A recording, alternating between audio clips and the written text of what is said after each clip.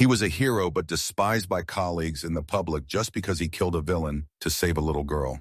They always believed the hero must protect everyone and impose that foolish rule on him. When he decided to throw away this worthless hero label, he was betrayed by his own colleagues. Before dying, his older brother gave him a chance to start over. Upon opening his eyes, he found himself reborn in a new body. After regaining his memories, he realized the body belonged to a student who was severely bullied at school. They held his head underwater until he stopped breathing. But he soon discovered that inside this kid's body was the power of a monster. It was so strong it even surpassed an SSS-class villain. But the original owner was too weak to ever use that power. In this life, he decided to show those heroes what a real villain is like. Inside the bathroom, water continuously dripped drop by drop. A scream echoed loudly, damn it. Someone was face down in the toilet, with screams echoing from around that bastard stopped breathing. Is he dead? Damn, run fast. Suddenly, bubbles began to rise in the water, signaling signs of life. The person struggled hard to pull his head out of the large puddle. A head was pulled out of the toilet. Water splashed everywhere. Gasps for air kept coming continuously. The glowing necklace around that person's neck was the same necklace Cassian had been given. The person looked confused, mouth agape, breathing heavily. The scenes continued inside the men's restroom. The sound of the toilet flushing echoed along with the confused question, where am I? Water-soaked footsteps walked outside. The confusion continued. I fell off a cliff, so what's wrong with my voice? It seemed to be Cassian. He looked at his reflection in the mirror, confused. Cassian hurriedly touched his face with trembling hands. His eyes widened in panic. Is this really me? No way, this is insane. How did I become such a little kid? What about my body? Meanwhile, the faucet kept running loudly. Cassian anxiously washed his face to clear his mind. This must just be a dream. Yet right after he exhaled deeply, running his hands through his hair. But Cassian still couldn't believe the situation. Gritting his teeth, he stared at himself in the mirror. Damn it, what kind of stupid dream is this? His hands clenched the sink tightly as he shouted, what the hell is going on? Suddenly his head started stabbing with pain. A stream of information quickly ran through Cassian's mind. He was stunned to realize Kangyu District. Am I in South Korea now? Cassian had now become Kangyu. Looking at the glowing necklace around his neck, he was a bit bewildered. How the hell did this happen? And what about these strange memories in my head? Suddenly a voice rang out, startling him to a halt. You're awake, Cassian Kangyu. He quickly looked around, calling out, who's there? Suddenly the necklace glowed strangely bright. From it emerged a dark magical force that formed a living creature in front of Kangyu. It introduced itself as Moros, a noble spirit from ancient times. Kangyu was still confused, staring wide-eyed. He trembled, pointing at it, demanding, what are you? Did you just come out of that necklace? Moros awkwardly explained, I am not just anything. I am Moros. It narrowed its eyes and smiled mysteriously. More importantly, I'm sure you have many questions you don't want me to answer, right? Kangyu remained helpless, staring at Moros. The scene shifted to a school campus. His confused voice echoed. So you're saying Kangyu? He anxiously asked again, to be sure, you brought me back from the dead. Moros answered impatiently, I've told you that at least 10 times already. She flies beside you, likes to think and look. You are quite fluent in Korean after all. Kangyu also responded to her naturally. That's because I used to live in South Korea until I was adopted. Then he realized something was off and bowed his head, muttering, damn it. Kangyu recalled Cassian's demeanor before leaving. He questioned himself. Had he died and returned, what did that mean? Suddenly, Moros interrupted his train of thought. Depp was the one who handed me over to you, right? He did that to protect you. Kangyu bowed his head, confused, recalling to protect me. Impossible, that's what he said back then. Then suddenly he let out a helpless sigh. Kangyu finally accepted the truth and changed the subject. You said Jeff was searching for something, right? Something like a broken iron sword, isn't it? Morris quickly gave him a detailed explanation. The destructive sword, Arc.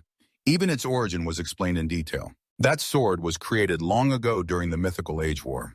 Kangyu was a bit surprised after hearing that and asked, how do you know such ancient stuff? Moros arrogantly explained, of course I know, because I am a noble spirit. But he bluntly asked back, what the hell is that? Moros refused to explain further. If you don't get it, just listen and strengthen your brain. Kangyu turned pale with anger upon hearing this. He took out his phone from his pocket and continued to question him. How can I trust what you're saying? On what basis? This is Kangyu's phone. Moros turned embarrassed and tried to prove it. You know, I had to sacrifice half my power to save you. As he scrolled through Kangyu's phone, he replied dazedly, sacrifice, I can't believe that either. Suddenly he saw something and opened his eyes wide in anger. The newspaper was slandering and falsifying the truth about both him and DPA. They blamed both of them, making Kang Yu unable to hold back his fury. What the hell is this? His face darkened, unable to understand the situation. His hand trembled as he continuously tapped the screen. Kang Yu recalled the happy moments with Depp, constantly telling himself how meaningless it all was. This is not the truth. Kang Yu clenched his teeth, creating a small spark. Suddenly, the aura around him grew darker and heavier. Growling voice. Lampus, those bastards. How dare they accuse me like that? Instead of protecting the innocent, they try to bury me. Morris beside him hurriedly spoke to calm him down. Calm down, Cashin. This is the path you're on now. But the sparks increased more and more around Kang Yu. His eyes changed into two different colors. A lightning strike flashed across, causing Kang Yu to clutch his face in pain. How could they? Suddenly, his hand grew sharp claws. In panic, Kang Yu opened his eyes wide and looked at himself, staring in shock at his new claws, stammering. What is this? After observing for a while, Kang Yu couldn't help but shout loudly. What's happening? Meanwhile, in another corner of the schoolyard, another angry shout rang out. Damn it, what the hell is that bastard taking so long? A group of people sitting together in a corner, Ki-hun scolded. Stop whining. He will be here soon. Across from them, a chubby guy was running, hurriedly panting heavily. Ki-hun looked down on him and mocked, look at that pig running. Then he turned to question the chubby guy. Have you checked yet? The guy, still out of breath, replied, confused. Then his next words caused the group to panic. There's no one in the restroom. The guy with glasses anxiously asked again. No one at all. Checked carefully. The chubby guy replied fearfully. Yes. He continued to question, and the police or ambulance. The guy stepped back worriedly and answered, I didn't see anything like that. Completely empty. That made Ki-hun uncomfortable, grinding his teeth. What the hell is going on? The blonde guy immediately jumped up aggressively and shouted, You said that bastard is dead, meaning he can't breathe anymore. Pig brain. The guy with glasses recalled the earlier scene with some doubt. No way. He definitely stopped breathing. Right after Ki-hun grabbed the briefcase and ordered the fat guy, you can go. He obediently obeyed yes. The blonde guy stood up irritated and cursed loudly.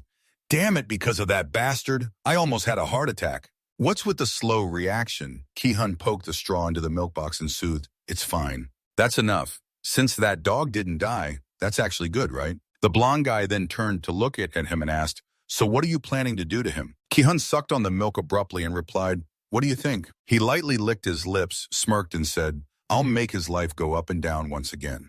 The scene shifts to the rooftop bathed in warm sunlight. Morris stared at Kang Yu teasingly. So you came to the rooftop to avoid being seen. He kept provoking, judging good Cashin. Remembering the earlier situation, he shouted angrily, Shut your damn mouth. Kang Yu still couldn't accept the truth and questioned him for an explanation. Why did I become the villain? Morris crossed his arms, annoyed you in that temper of yours. But he patiently explained to him, because you came back to life when you were supposed to be dead. The balance of fate has been disrupted. A series of information was delivered to Kang Yu. Originally, your body's owner was destined to survive and become a villain in the future.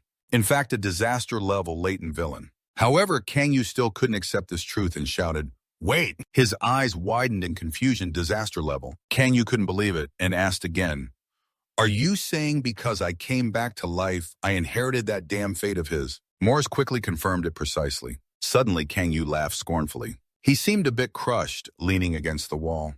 I was once a top Psy. Now I'm a villain. Kang Yu raised his hand to examine it. And not just any villain, a disaster-level one. Then he punched hard, cracking the wall. Kang Yu shouted in agony. Why? He stared at Morris and questioned, Why did you resurrect me? Morris was a bit helpless and tried to calm him down. Cassian, no matter how hard it is, you have to stay calm. But Kang Yu still couldn't calm down. Shut up. Morris tried every word to explain so he could understand. You probably know. But villains' rational tendencies are overtaken by strong desires. Right now, you can definitely sense it from inside. As he continued speaking, Kang Yu realized something was changing inside him, malice surging within. Morris explained calmly the reason.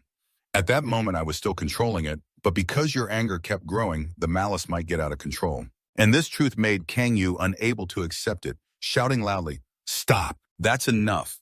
He sat down, holding his head. A villain. I admit it. His large hands covered his face full of pain. However, Morris firmly told Kang Yu, you have to live. He tried his best to persuade him, if Jeff were here, he'd tell you the same. It seemed that really worked. Kang Yu let go and looked up, asking, What are you talking about? Morris saw he was paying more attention and continued, Before we met, Jeff told me he regretted dragging you into this. His words were a bit heartbreaking. Even though he knew death was very close, he had no intention to survive, but all of it was true.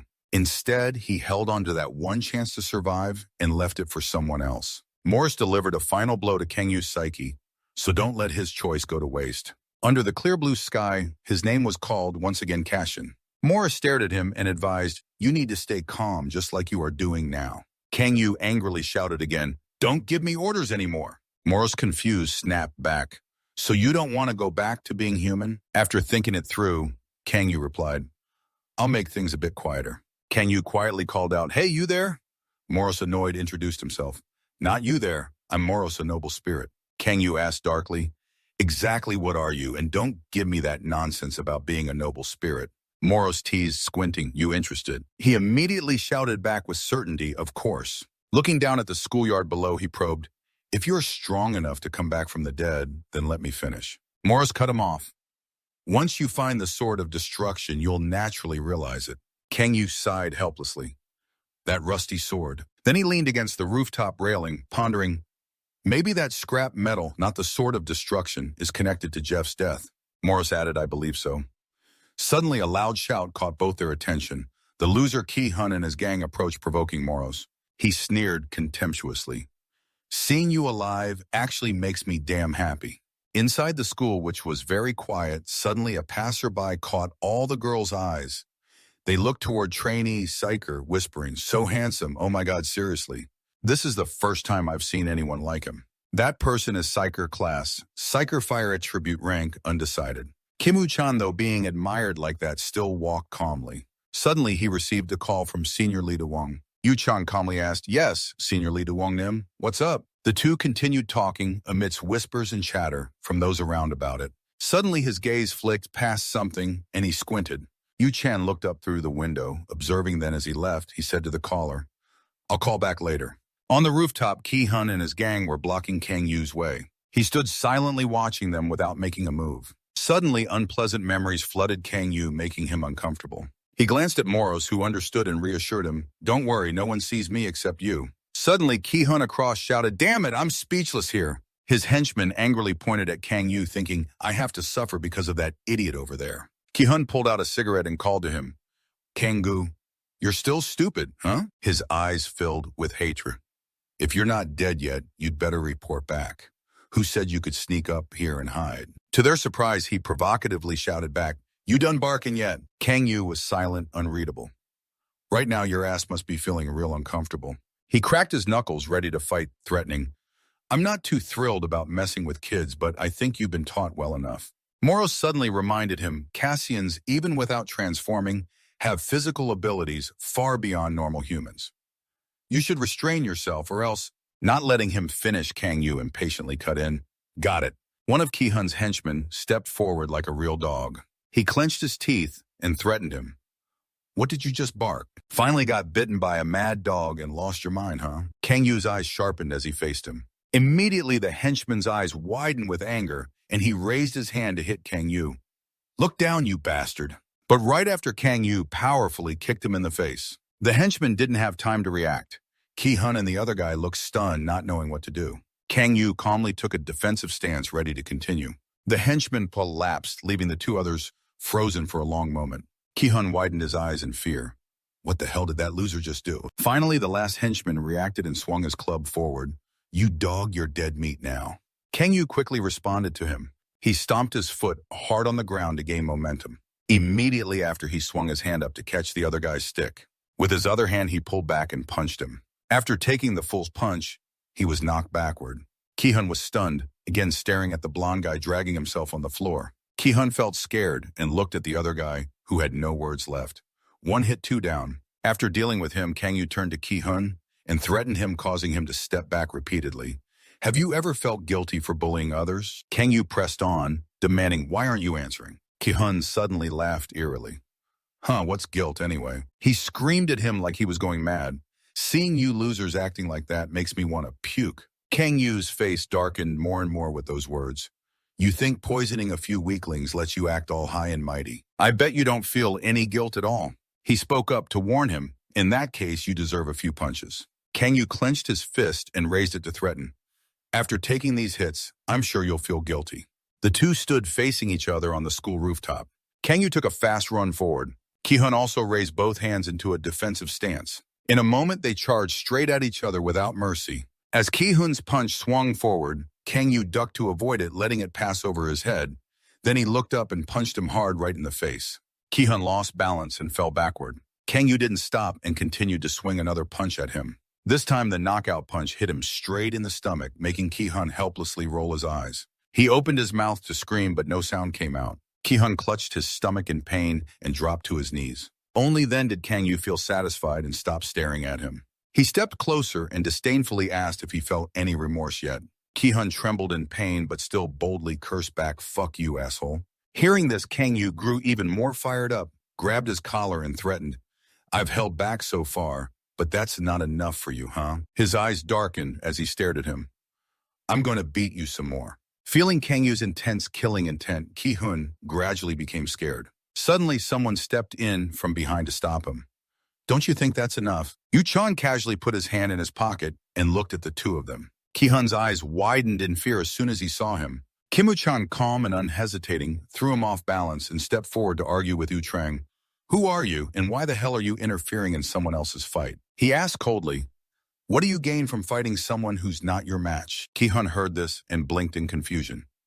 "What do you mean, not his match? Was he saying this loser was stronger than him?" Then he gritted his teeth and shouted, "Creak!" Ki-hun lost his temper and rushed from behind Kang Yu. "Fuck you." Immediately after, Kang Yu lightly twisted his toe to gain momentum, delivering a powerful kick straight to Ki-hun's stomach. He couldn't defend himself and was thrown far back, crashing hard onto the ground. Yu-chan stepped forward and grabbed Kang Yu's shoulder loudly to stop him.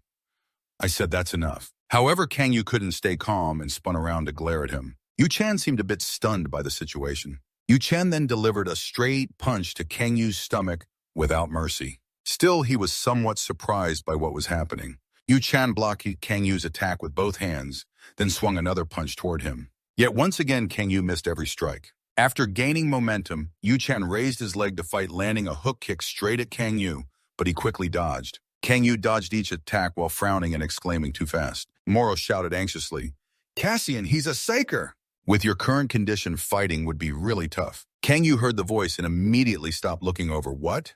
At the same time, Yu-chan was rushing forward with a clenched fist and a determined look. His punch just grazed Kang Yu's body. However, the blood that splattered proved that he was injured. He stared blankly at the wound on his face. Damn it. The warm sunlight continued to shine on the school building, and Yu-chan was standing in a fighting stance in front of Kang Yu. He also carefully stared at him. Seeing Yu-chan's serious expression, Kang Yu silently thought, "Is this guy Saiger?" His eyes suddenly narrowed dangerously. But then Yu-chan raised his hand and stepped back. "Stop here. Continuing this fight won't gain us anything." That made Kang Yu a little stunned as he shouted, "What the fate would?" Yu-chan kindly held out a bandage toward Kang Yu. He gently reminded, "You got hurt on your face." Time seemed to freeze. Someone spoke right after. Kang Yu raised his hand and snatched the bandage from him, then turned and left without saying a word.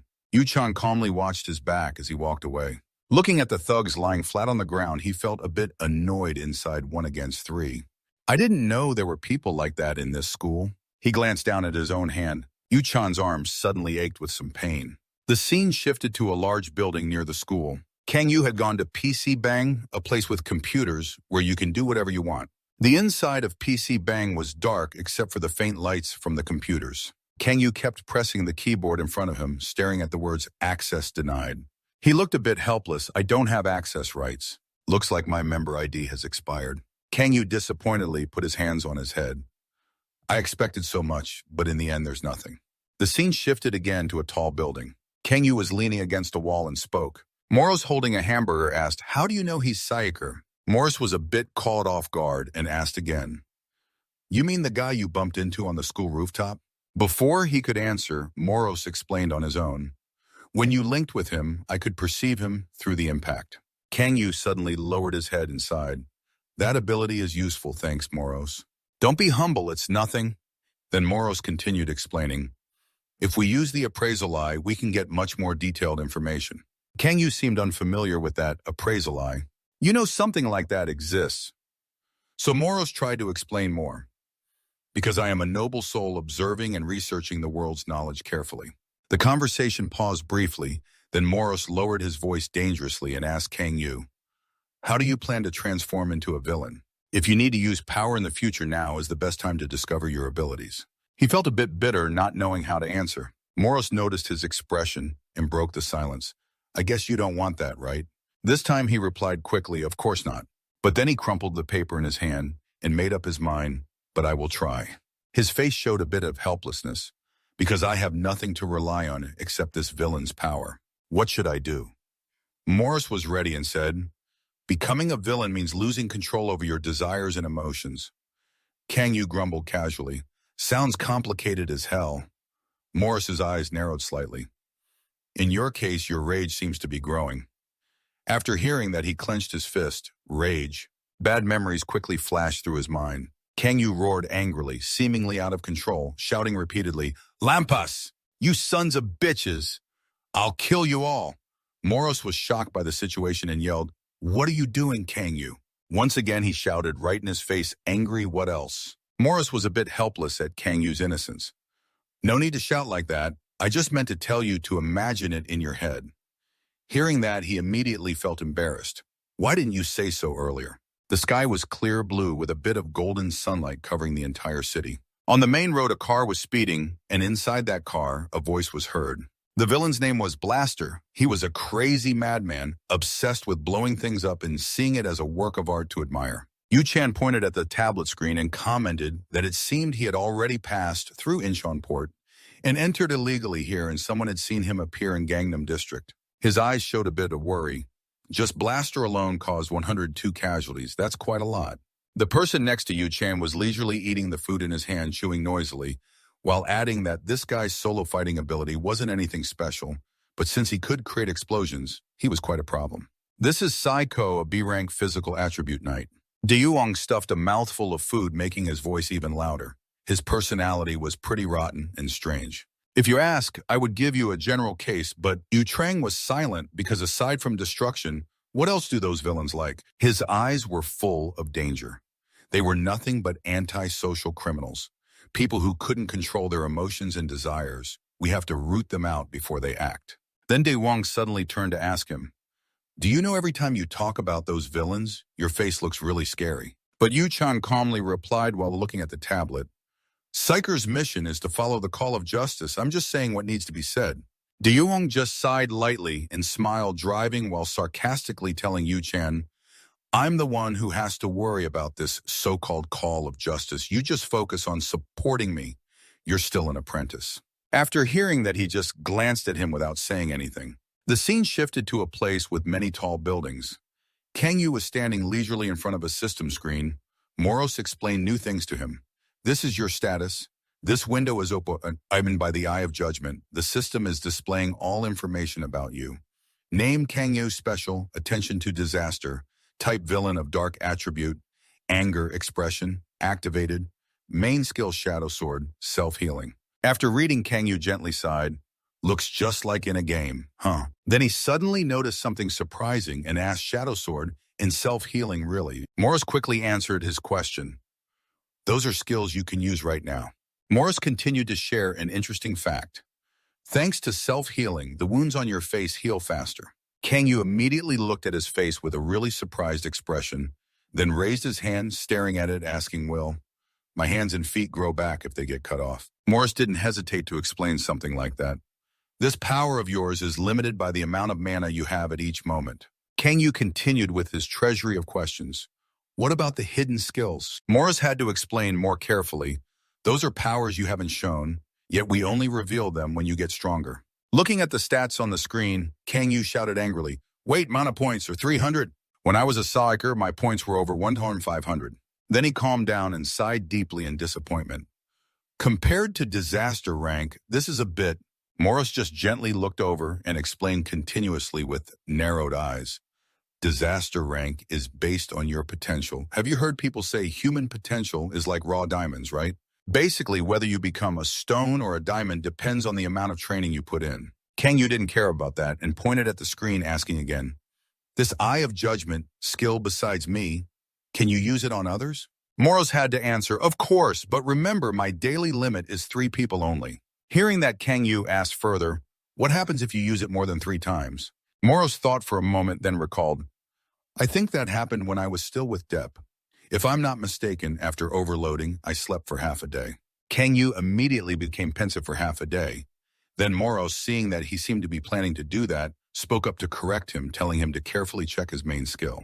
Kang Yu also calmed down and continued asking, so what should I do? Do I need to shout the skill name loudly like in the game? Moros gently guided him, telling him to imagine the blade of your shadow sword in your mind. Kang Yu swung his hand and created a big shockwave like this. Unable to believe his own destructive power, he looked down with a dazed expression. Got it? Something shot out from within the shadow. Then he reached out his long, sharp fingers to touch it. I can even touch it. His face was full of surprise. It's just a shadow, but it's as sharp as a knife, sharp enough to cut. Moros was also stunned by the force of his attack. I thought this guy would take a whole day to unlock his skills, but unexpectedly he can control it immediately like that. Looking at Kang Yu, he found it hard to believe. Thought to himself, no way. Could it be that the writer already saw his potential? At this point, he didn't really care and kept tapping on the thing in front of him. It's pretty solid.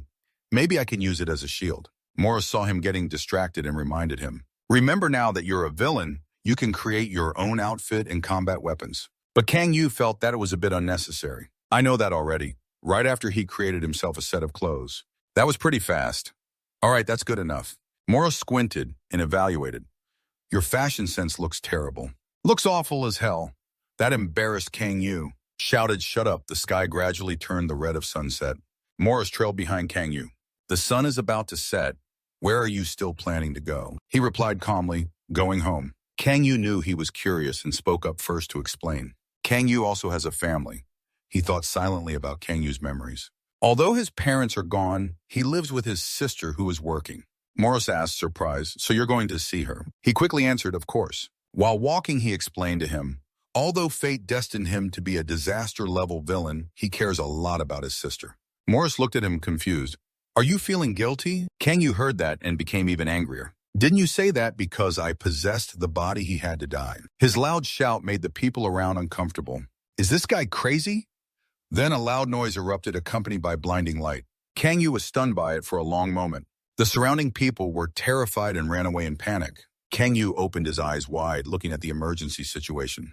The large building next door was on fire, releasing a huge plume of black smoke. The people who just ran outside panicked and shouted loudly. Damn, the villain at the port of entry is really terrible. And it's even on social media. The situation is getting more urgent. Oh my God, they've taken the mother and child hostage. Call the police quickly. Kang Yu heard that and turned around. Another hostage. He gritted his teeth, looking toward the burning building fiercely. Kang Yu didn't hesitate and dashed off, startling Moros. Moros urgently shouted after his back. Wait. Moros dashed in front of Kang Yu to stop him. You're going to fight a villain. He's on a different level from those bullies this morning. Morris looked more and more panicked. His power far exceeds the endurance of ordinary people. However, Kang Yu didn't care at all and kept rushing forward. Then I just need to become a villain myself. However, Moros's next words completely woke him up. If you used to be a biker, then you have to understand that villains have an unspoken rule, never lump us all together. Its voice cut into Kang Yu's heart like a blade. Unless there's jealousy or a special reason like revenge fighting is not allowed. Morris's eyes flashed dangerously as a warning. If you go in there as a villain now, you'll be seen as interfering in other people's business. It kept giving him more reasons to persuade him, which meant one thing. You will become the #1 enemy of the villains even before you get a chance to face the Lampus gang. Right after Kang Yu pivoted his foot to gain momentum and push forward, he stood before the burning building but did nothing. Kang Yu's gaze hardened with determination as he looked up. So what if that's the case? Moros was extremely dissatisfied with this attitude. Thick black smoke billowed out more and more. Moros helplessly called out to him, Cassian. I hope you won't act thinking that's the duty of an SA. But he helplessly interrupted. I don't know what to do either. In the end, the two still decided to go inside. He has hostages. They say he's holding a mother and her child. Kang Yu quietly made up his mind as he stepped onto the stairs. That was what made me hesitate, but now I know. His eyes sharpened more than ever. Standing still and doing nothing would now be a sin. Morris was stunned by Kang Yu's attitude. He recalled the time he was beside Cassian, who looked distant and gave a warning. His personality is hot-headed. That's why people call him a mad dog. Jep gently opened the watch with their photo, him and Kang Yu inside. But inside, he has a heart kinder than anyone I know. Jep's eyes were full of loving concern as she advised Moros. That's why I trust Cassian.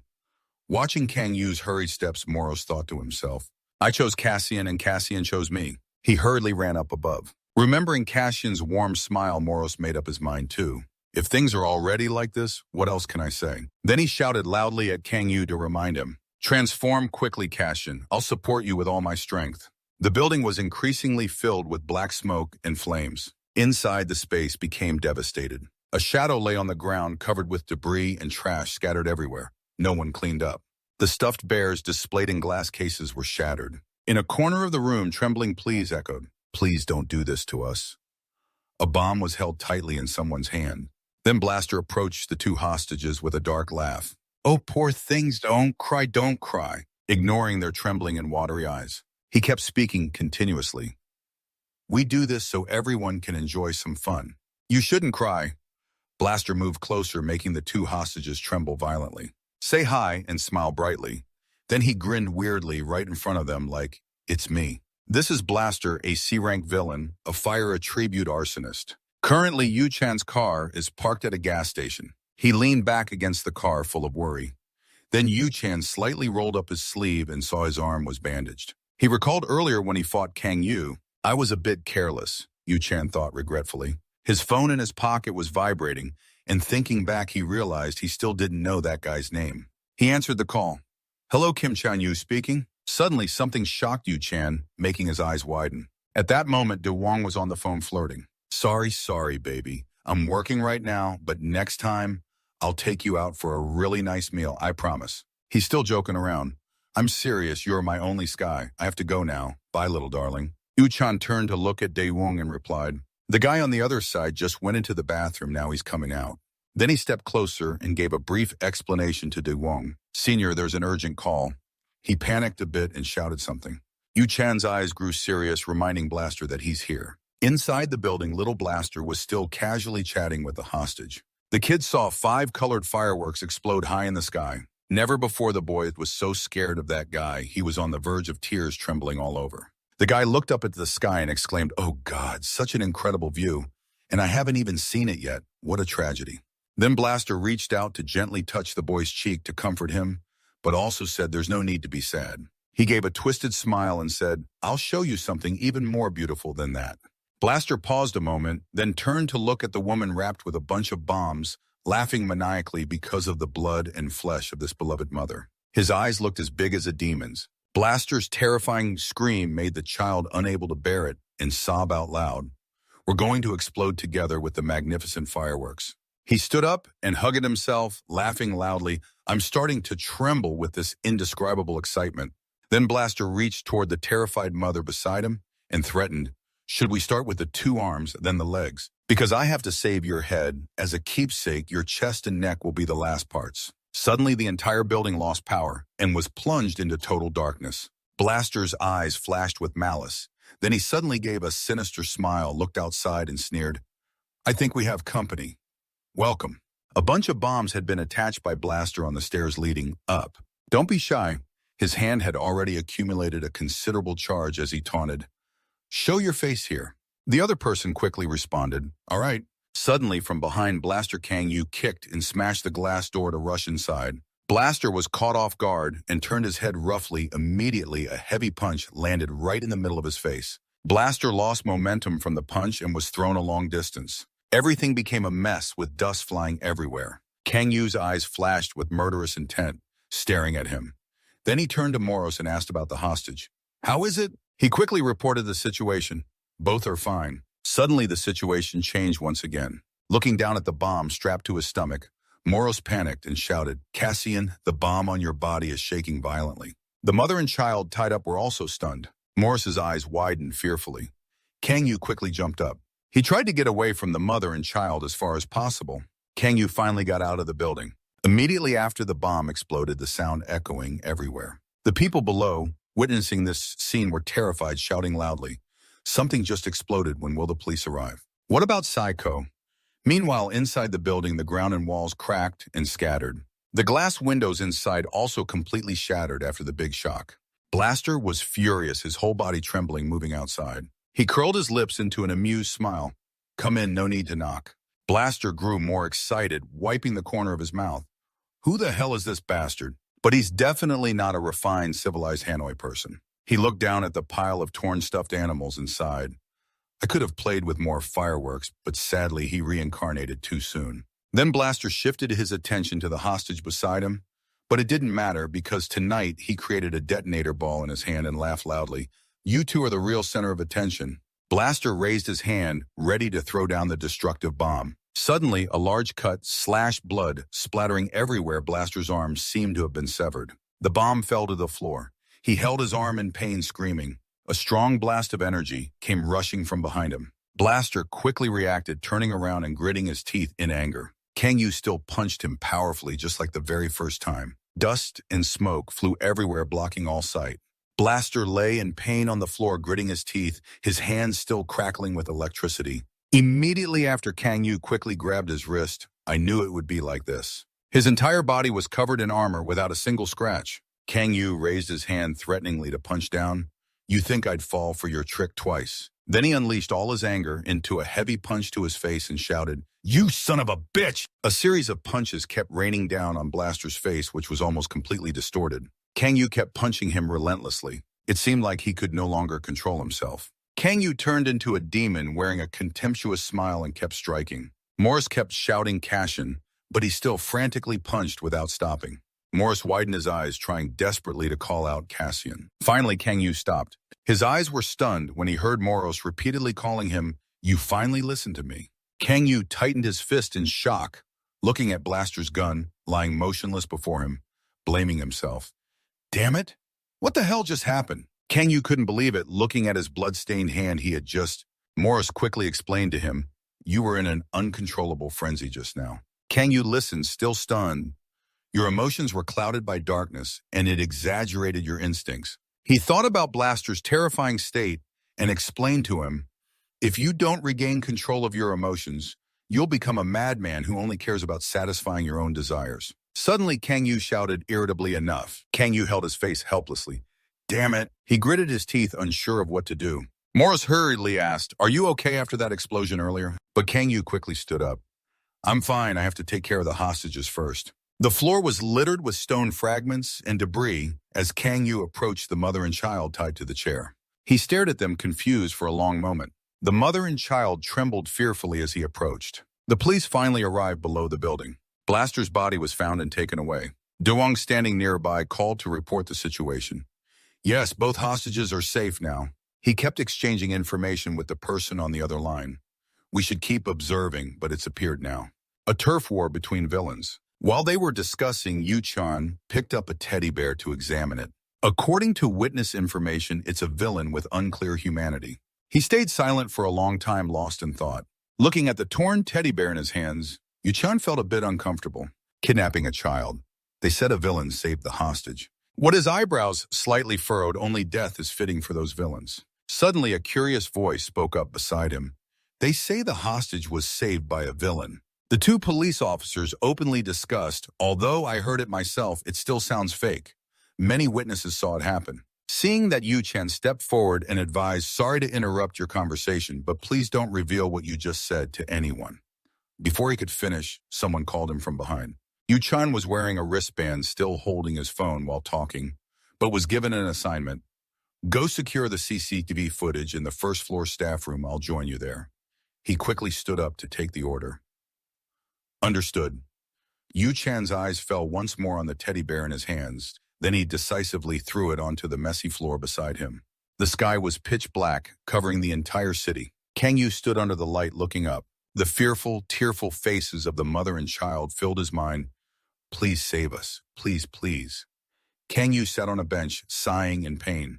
Morris noticed he looked a bit troubled and approached to ask, What's bothering you? Kang Yu helplessly held his head and explained, Without your help, everything seems to get really complicated for me. I would have ended up as crazy as that bastard earlier. Morris agreed.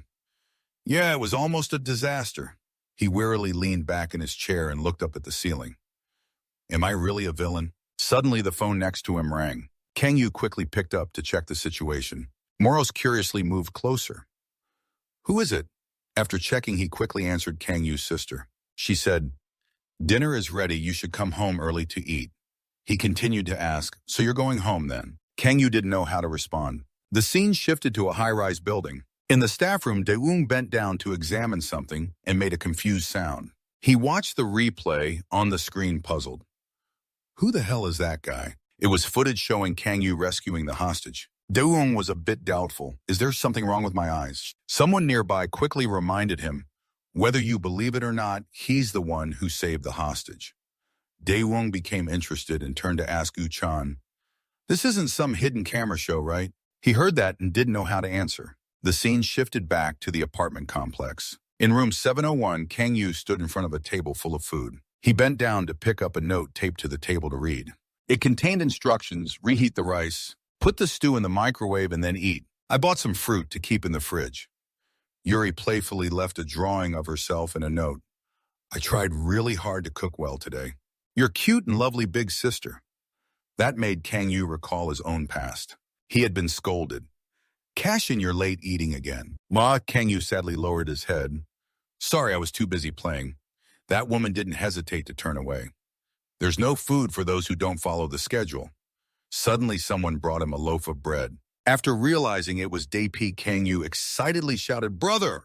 He quickly put his hand over his mouth, warning, Eat quickly, or the director will find out. Kang-yu happily munched the bread and returned to reality. He was a bit dazed, staring at the note. The food on the table had been reheated, steam rising thickly. Kang-yu sat properly at the table. He reached out and scooped a big spoonful of soup. Kang-yu slowly put it in his mouth and exclaimed, Delicious. As he ate, he recalled the past, when he and Dae-P used to have meals together. It's been a long time since someone else prepared food for me. Kang-yu's back looked a bit lonely as he voiced thanks for the meal. Early morning at the high-rise apartment, sunlight shone through the window onto the bed. It was now 5:50 a.m. Kang-yu slightly opened his eyes. He lay stretched out on the bed, his eyes showing deep thought. The bathroom door opened. Toiletries were neatly arranged. He stood in front of the mirror, brushing his teeth. I'm not really me. Kang-yu frowned, looking at himself in the mirror. He couldn't believe he was living someone else's life. While rinsing his mouth, he muttered, I thought if I slept, I'd feel better when I woke up, but it didn't help at all. Lost in thought, he wished, I wish I could go back to the past. Then Moro suddenly appeared. It came out from the necklace Kang-yu was wearing and greeted him. Good morning, Cassian. He sighed helplessly and replied, What a terrifying good morning. I'd rather not be greeted at all. Then Kang-yu quickly put on his shoes. As he was about to leave the house, a voice called out, You're going to school. Yuri lazily rubbed her eyes and stepped out, her voice lightly, scolding, If you're going, at least say good morning to me. Yuri, Kang-yu's older sister, made him silently curse. Damn it. Meanwhile, Yuri rubbed her eyes and asked, How about breakfast? He replied wearily, I already ate. Deep down, Kang-yu felt utterly helpless. Seeing these three sisters like that made him feel awkward with them. He seriously wondered if he should just tell them he wasn't really their brother. Yuri finished questioning Han and then started searching his body. All right. She held up a card and said, This is the debit card we talked about. Kang-yu looked confused but still reached out to take it. She put your spending money on here, so be careful with how you use it. He thought to himself, where did she get this debit card from? He took the card and stared at it for a moment. Kang-yu remembered a few days ago, Yuri was sitting on the sofa watching a movie when she heard Kang-yu calling and looked up. She stood in front of him, anxiously intertwining her fingers, and spoke softly. Can you get your spending money for next month in advance? Yuri looked quite surprised and asked, But I just gave you this spending money last week. He quickly explained, Actually, Kang-yu recalled a few days ago when Ki-hun and his gang extorted him. The blonde guy snatched the card from him arrogantly and said, Lend me some money, just 100,000 won, is that okay? He decided to hide that story and made up an excuse. I lost my wallet. Yuri put down the remote. All right, I'll give it to you because you asked politely. He was a bit surprised, but quickly felt happy. Great, thank you. Yuri winked and smiled. Also, I'll make a bank card for you to use. Hearing that, his face turned flustered. A bank card. Back in the present, Kang-yu understood the past and looked at the card in his hand with understanding. Then he quickly left, not forgetting to thank her with an awkward tone. Thank you. I'll use this card very carefully. Yuri saw him off. All right, be careful. Then she suddenly called Kang-yu back. Wait, Kang-yu. Yuri looked him up and down and said, "You look a little different today." He was startled and stopped. Kangyu turned his head and rubbed his neck softly. "Ah, I changed my hairstyle." Her eyes showed clear happiness. "Oh, Kangyu, you look more like everyone else now." Yuri complained a little. "But didn't you cut your hair like I suggested?" He said helplessly, "I just changed how I comb it." She watched him leave and teased softly, "Do you have a girlfriend now?" Kangyu seemed uninterested, quickly walked away, not forgetting to wave goodbye. "I'm going to school." At the school gate, students were chatting loudly everywhere. In Kangyu's class, whispers and murmurs were heard. The girls couldn't help but turn around and ask, "What's wrong with him? Looks like he just got beaten up." The boys also eagerly watched and glanced. "I wonder who the big shot is. Is it Trang's lackey, who knows?" Amid the whispers, "It's Trang's lackey. Look at his face, that blonde thug." Frowning now, the center of attention angrily biting his lip, he turned to glare fiercely at the whisperers. The students immediately fell silent and turned away. He angrily shouted to scare them, "What the hell are you looking at, you whores? What do you want to die? I'll gouge your eyes out right now." Remembering being tortured by Kangyu the day before, the blonde guy clenched his teeth and cursed silently. "It's all that bastard's fault." At that moment, a hand lightly touched his shoulder. Looking very annoyed, he turned around. "What the hell now?" Kangyu stood looming in front of him, leaving the blonde guy shocked, speechless. His voice deepened as he asked, "Where's my place?" The blonde guy's eyes filled with terror, sweat pouring down his body.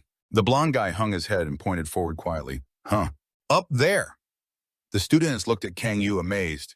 "Is that Kangyu?" Their faces showed surprise, mouth open, eyes wide, as they watched him walk toward the guy. "Is that Kangyu?" Kangyu threw his bag on the desk and plopped down. Moros looked back at the blonde guy and said to him, "Can you feel that bullet-like stare?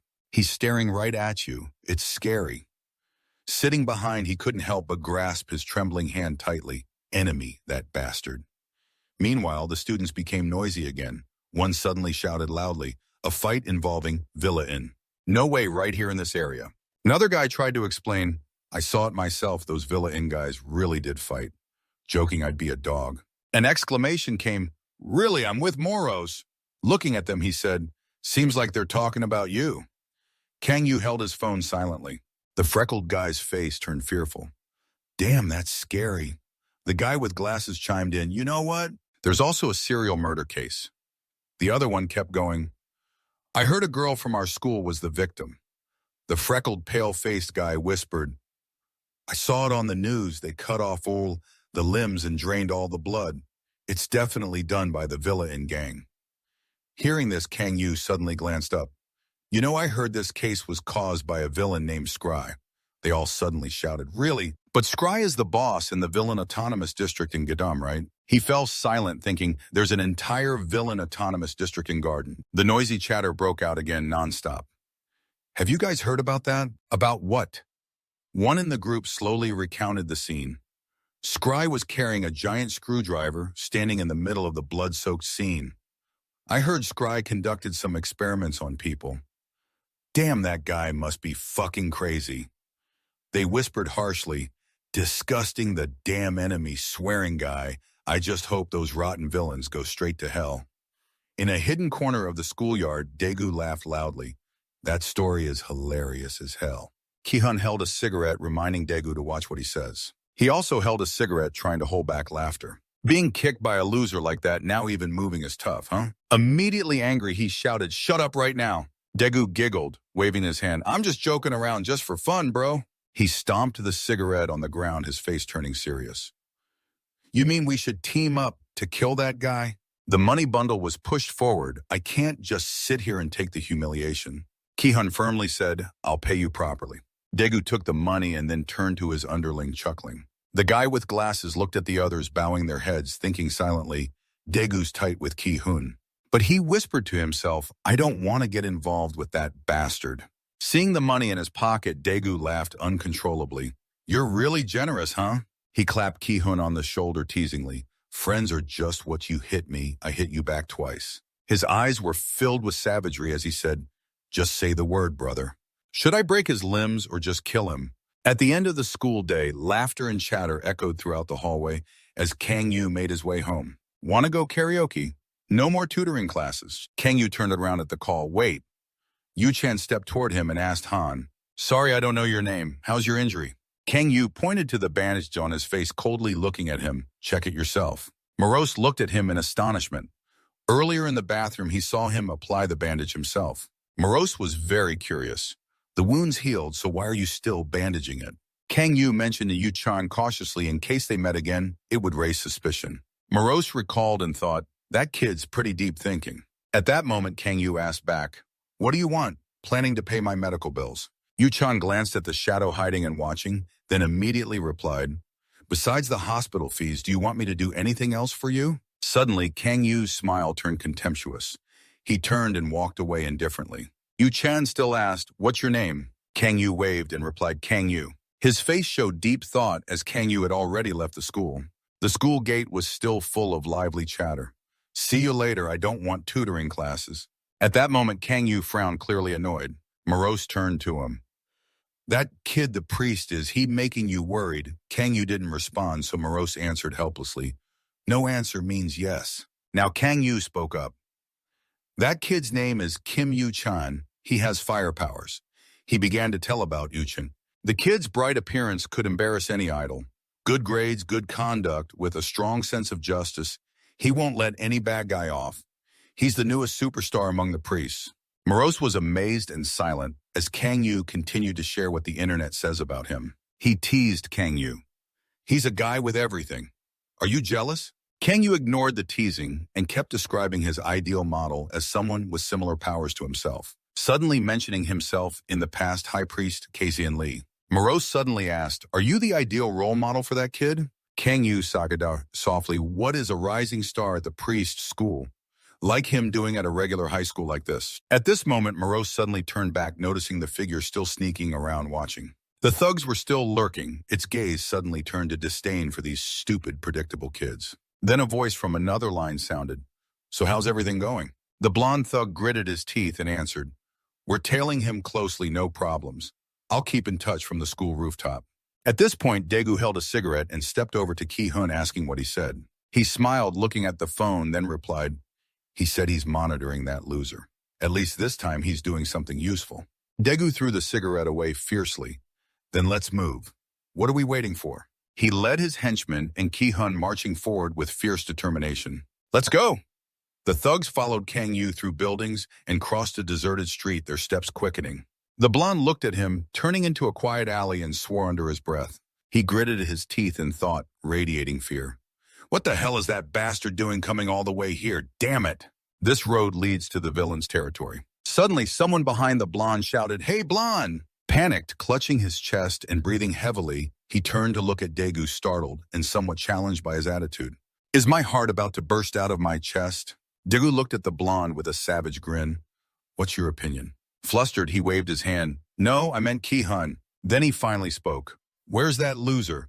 The blonde looked at him and pointed ahead. Over there. He turned his head but saw no sign of Kang Yu at all. Ki-hun suspiciously asked, is anyone even there? The blonde replied in surprise, he was just there. Suddenly, the guy with glasses shouted loudly, he went into the alley. Except for the blonde, everyone excitedly ran forward. Hurry, catch him before he gets away. He panicked and tried to stop them but was too late. Wait, that's the villain's territory. His face was full of fear as he gritted his teeth, cursing silently. In the end, the blonde still chose to run after them. Wait for me. By now, the thugs had reached an abandoned apartment building, the surrounding air hazy and eerie. Daegu reached the far corner and irritably asked, what the hell is this place? This is a dead end. Ki-hun frowned and looked back at the guy with glasses. Are you sure he ran this way? He stammered, clearly confused. Yeah, I'm sure. Daegu immediately cursed, damn it. Angry, he stomped hard, breaking an iron bar on the ground. Are you guys messing with me? The guy with glasses' eyes instantly filled with extreme fear. Daegu stepped closer, voice full of challenge. Are you guys taking turns mocking me? Just as the guy with glasses was trembling, like he'd faint, a voice from behind rang out. Looking for me, thugs. Suddenly looking toward Kang Yu, he strode forward with an imposing aura. If you're looking for me, you came to the right place. At this moment, the confrontation between Kang Yu and the thugs was captured on camera. He glanced at the camera, which was still recording everything. Through the screen, you could see him faintly smiling. Then a humming voice echoed in the surveillance room. He tapped a screwdriver on the desk, propped his feet up, resting his chin on his hand, amused as he watched the screen. He smiled. Looks like we have a visitor. An old apartment building appeared under a clear blue sky. Dark windows and peeling walls made the scene feel oppressive. Kang Yu appeared with cold eyes, an expressionless face, and an aura that made people wary. A group of thugs blocked Kang Yu's path. Daegu smirked and said bluntly, "This punk surprises me." Another sneered and mocked, "Looking at that dumb face, he probably lost all awareness of self-defense already, huh?" He leaned in, eyes mocking. "Are you the one who messes with Ki-hun?" Kang Yu didn't answer. His eyes showed deadly intent, calm to a terrifying degree. Suddenly, Daegu burst out laughing, face flushed. "Holy shit! Look at the way he's looking at us." He rolled his eyes, raised 3 fingers to threaten, "I'll give you 3 seconds." His fiery red eyes and fierce expression made his words no longer a joke. Daegu continued to threaten. "If you don't want to meet your ancestors yet, then kneel down." Kang Yu's gaze was cold and motionless, deep, like silently crushing his opponent. Daegu clenched his fists tightly. Eyes bloodshot, breathing heavier, voice heavy. Kang Yu still stood straight, his gaze unwavering, almost overpowering, from start to finish. The atmosphere immediately exploded. The gang behind froze their eyes, showing extreme confusion. Daegu shouted furiously, unable to hold back. "You son of a bitch, you must be itching for a beating, huh?" Kang Yu didn't back down, his gaze calm but sharp as a knife. "You can't even fight, huh?" Daegu yelled in rage and pain. "Fuck!" Kang Yu struck extremely fast, hooking straight to the opponent's eyes without warning. Before he could react, his whole body jerked back instinctively, roaring madly. "Ah, my eyes, auntie!" A strong hand grabbed Daegu's hair with a very rough and decisive grip, showing total dominance. Right after grabbing his hair, Kang Yu quickly slammed his head down onto the ground with brutal force. After the heavy impact, Daegu's eyes rolled back completely, losing control, as if his soul was knocked out of his body, unable to make a sound. Ki-hun stood behind extremely shocked eyes, wide open, sweat pouring down, stepping back reflexively. He was hit so hard, his head slammed into the wall, blood spreading over the crack. His body collapsed, arms hanging loose, eyes tightly shut, unconscious. Kang Yu coldly looked at the remaining men, his gaze indifferent and bored. "Why are you still sticking your faces out? No different from a bunch of dumb animals with limbs."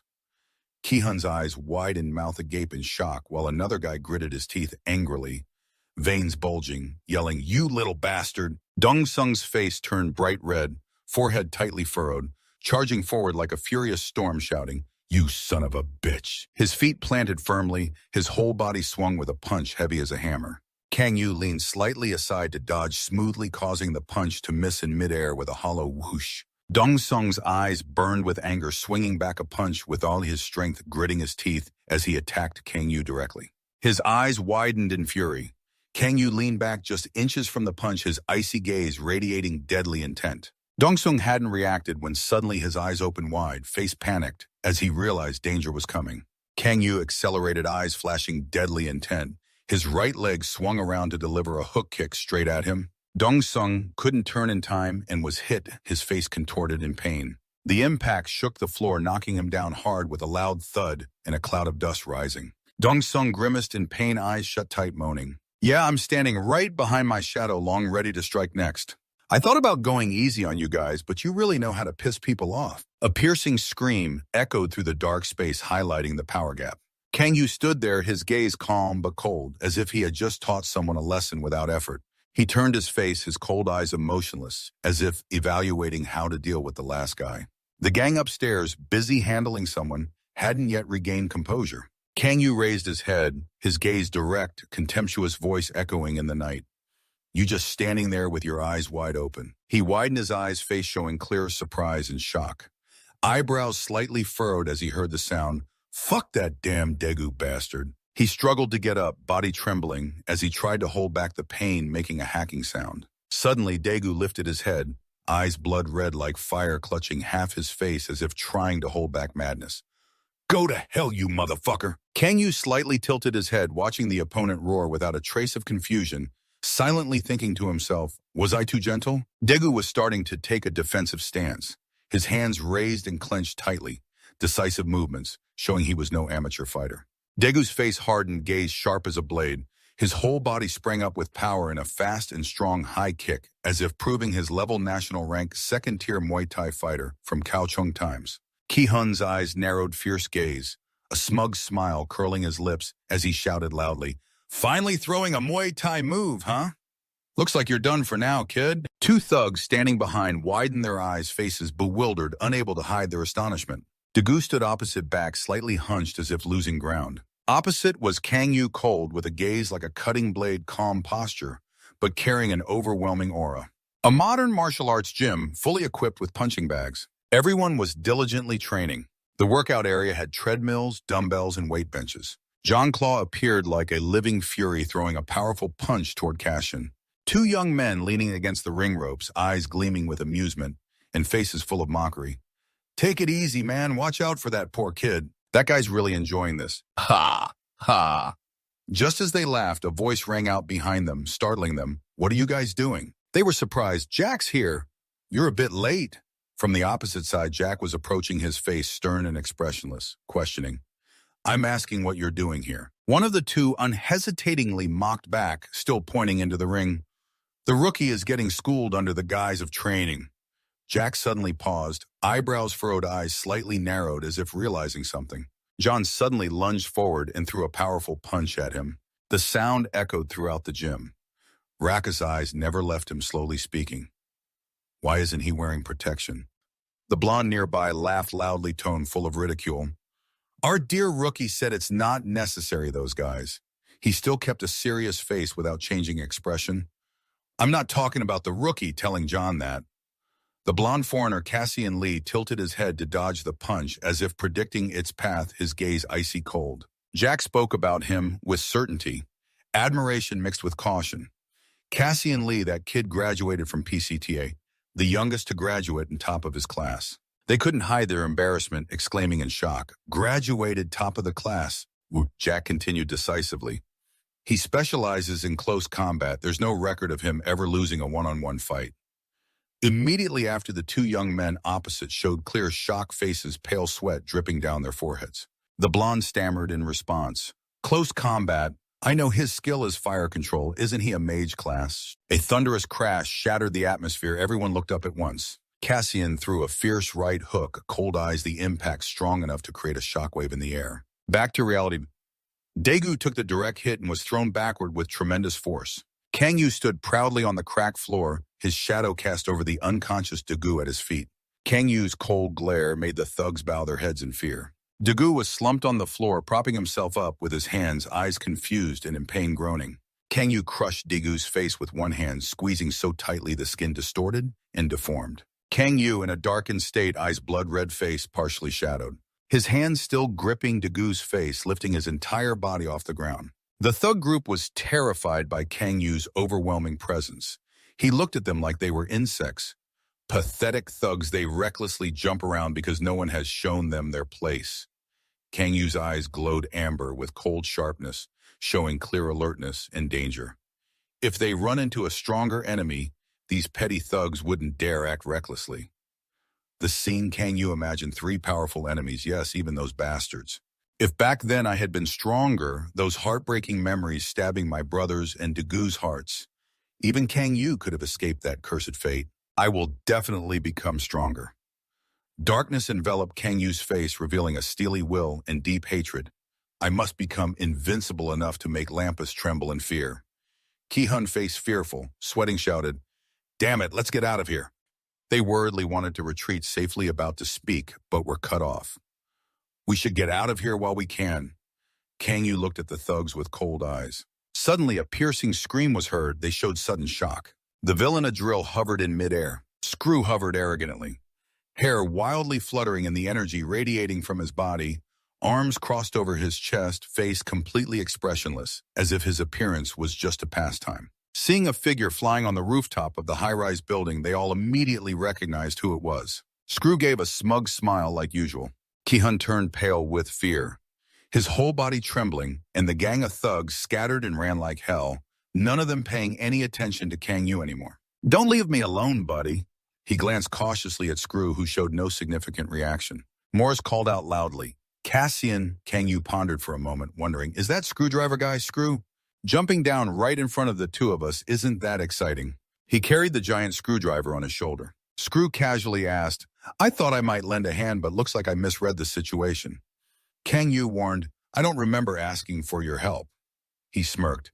Then it's not happening. Don't you know who I am? He replied directly, the guy riding a screwdriver. He swung the weapon in his hand. Seeing it didn't provoke any reaction from Kang Yu hurt his pride deeply. The tip of the screwdriver shone like a cannon radiating overwhelming power, as if to tear apart the air in front of Kang Yu. He calmly stared at it. Screw spoke up. If you're here at Vinzoni, he sneered, you must know what's waiting for you, right? The screwdriver glowed brightly, ready to shoot straight at Kang Yu, and boom, a giant rose appeared. Kang Yu and Morris were stunned. Screw burst out laughing. That's creepy, huh? Just kidding. Just kidding. He lowered his voice seriously and confirmed, but the next round will be the real deal, you worthless fool. He didn't bother to show any fear or anything similar, just stood there staring. Then Kang Yu turned his back and walked away. Screw shouted, hey, where are you going? Kang Yu replied curtly, home. He stood there dumbfounded. Did I just get ignored? He strolled through the empty alleys. Morris said Cassian was really dangerous back there. He confirmed, that screwdriver guy, you can't beat him right now. Morris was tense. According to my calculations, his magical power is no less. But Kang Yu didn't seem to pay much attention. He was surprised Cassian Morris watched him curiously. Kang Yu leaned against the wall, sighed in frustration. He wondered if the encounter really affected him. Morris reassured, if you start training now someday, you might be able to face him. He asked Morris, can you use your appraisal eye on him? Morris was shocked. What electricity ran down Kang Yu's body? This is a perfect opportunity to fight a strong opponent. He continued, I think you'll best absorb the strong pressure that made Morris retreat when putting your life on the line and stepping into a real battle. Kang Yu held back excitement. I can't let such a great opportunity slip right before my eyes. At the same time in the quiet streets, Skrill kicked back and forth. He wondered, is that how he moves? Screw was curious. That guy's movement is really unusual. Who is he? He was happy to see Kang Yu's expression freeze right before him, not even bothered to be scared. Skrill exclaimed, kids these days are really scary. Someone was approaching him. Skrill quickly sensed danger. When he turned, Kang Yu was already very close. Skrill was startled and shocked. Kang Yu threw a lightning-fast punch, pushing him back several meters. He didn't give Screw any time to rest. Kang Yu moved at a speed hard to follow with the naked eye. He used the dark sword to launch a terrifyingly powerful attack, but Screw dodged it. The distance between them quickly widened. Kang Yu clicked his tongue as expected. This guy was tough. Blue streaks appeared around Screw, as if gravity was being manipulated. The small screwdriver in his hand spun, then instantly grew large, summoning a weapon. Morris had to warn. The screwdriver aimed like a cannon straight at his head. That thing was seriously dangerous. Skrill suddenly spoke up. You know why? The magical energy grew stronger and stronger. He sneered, I think I should return the favor. Kang Yu was startled and terrified by the hateful smile on Screw's lips as he struck. The massive screw beam shot is heading straight for him. An entire street is blinded and overwhelmed by the light. The destructive power is terrifying. Screw unleashed a screw beam attack with extremely strong damage in a wide area of effect equivalent to a whole street. This big commotion attracted the attention of many figures, including Crow Red. Someone not far away also curiously looked toward the battle. Bakhan, who was at the middle of action, had to stop. What? After the dust and aftershocks settled a bit, he looked down somewhat surprised. Kang Yu had erected a solid defense layer that blocked most of the damage. He was still standing firm after that screw beam attack. Morris had warned before. His mana exceeds 1,000 now. It can scan Screw's stats, which means it's 3 times yours. The info board clearly shows the villain's identity. Screw, a typical villain with awakened mechanical attribute, awakening activated skill search main skills, machine hand driver, smash goggle beam, generate driver mana from Makian mana, 1100. Kang Yu just hummed thoughtfully. Morris impatiently asked if he was even listening. He dropped a short line. This fight is going to be fun. He widened his eyes in surprise. Where does that confidence come from? Screw laughed excitedly. If you can block me, then you're pretty good. He swung the screwdriver. Am I being too lenient? Taking advantage of gravity and height, Screw plunged down while shouting again, come on. Kang Yu was extremely cautious and calculating.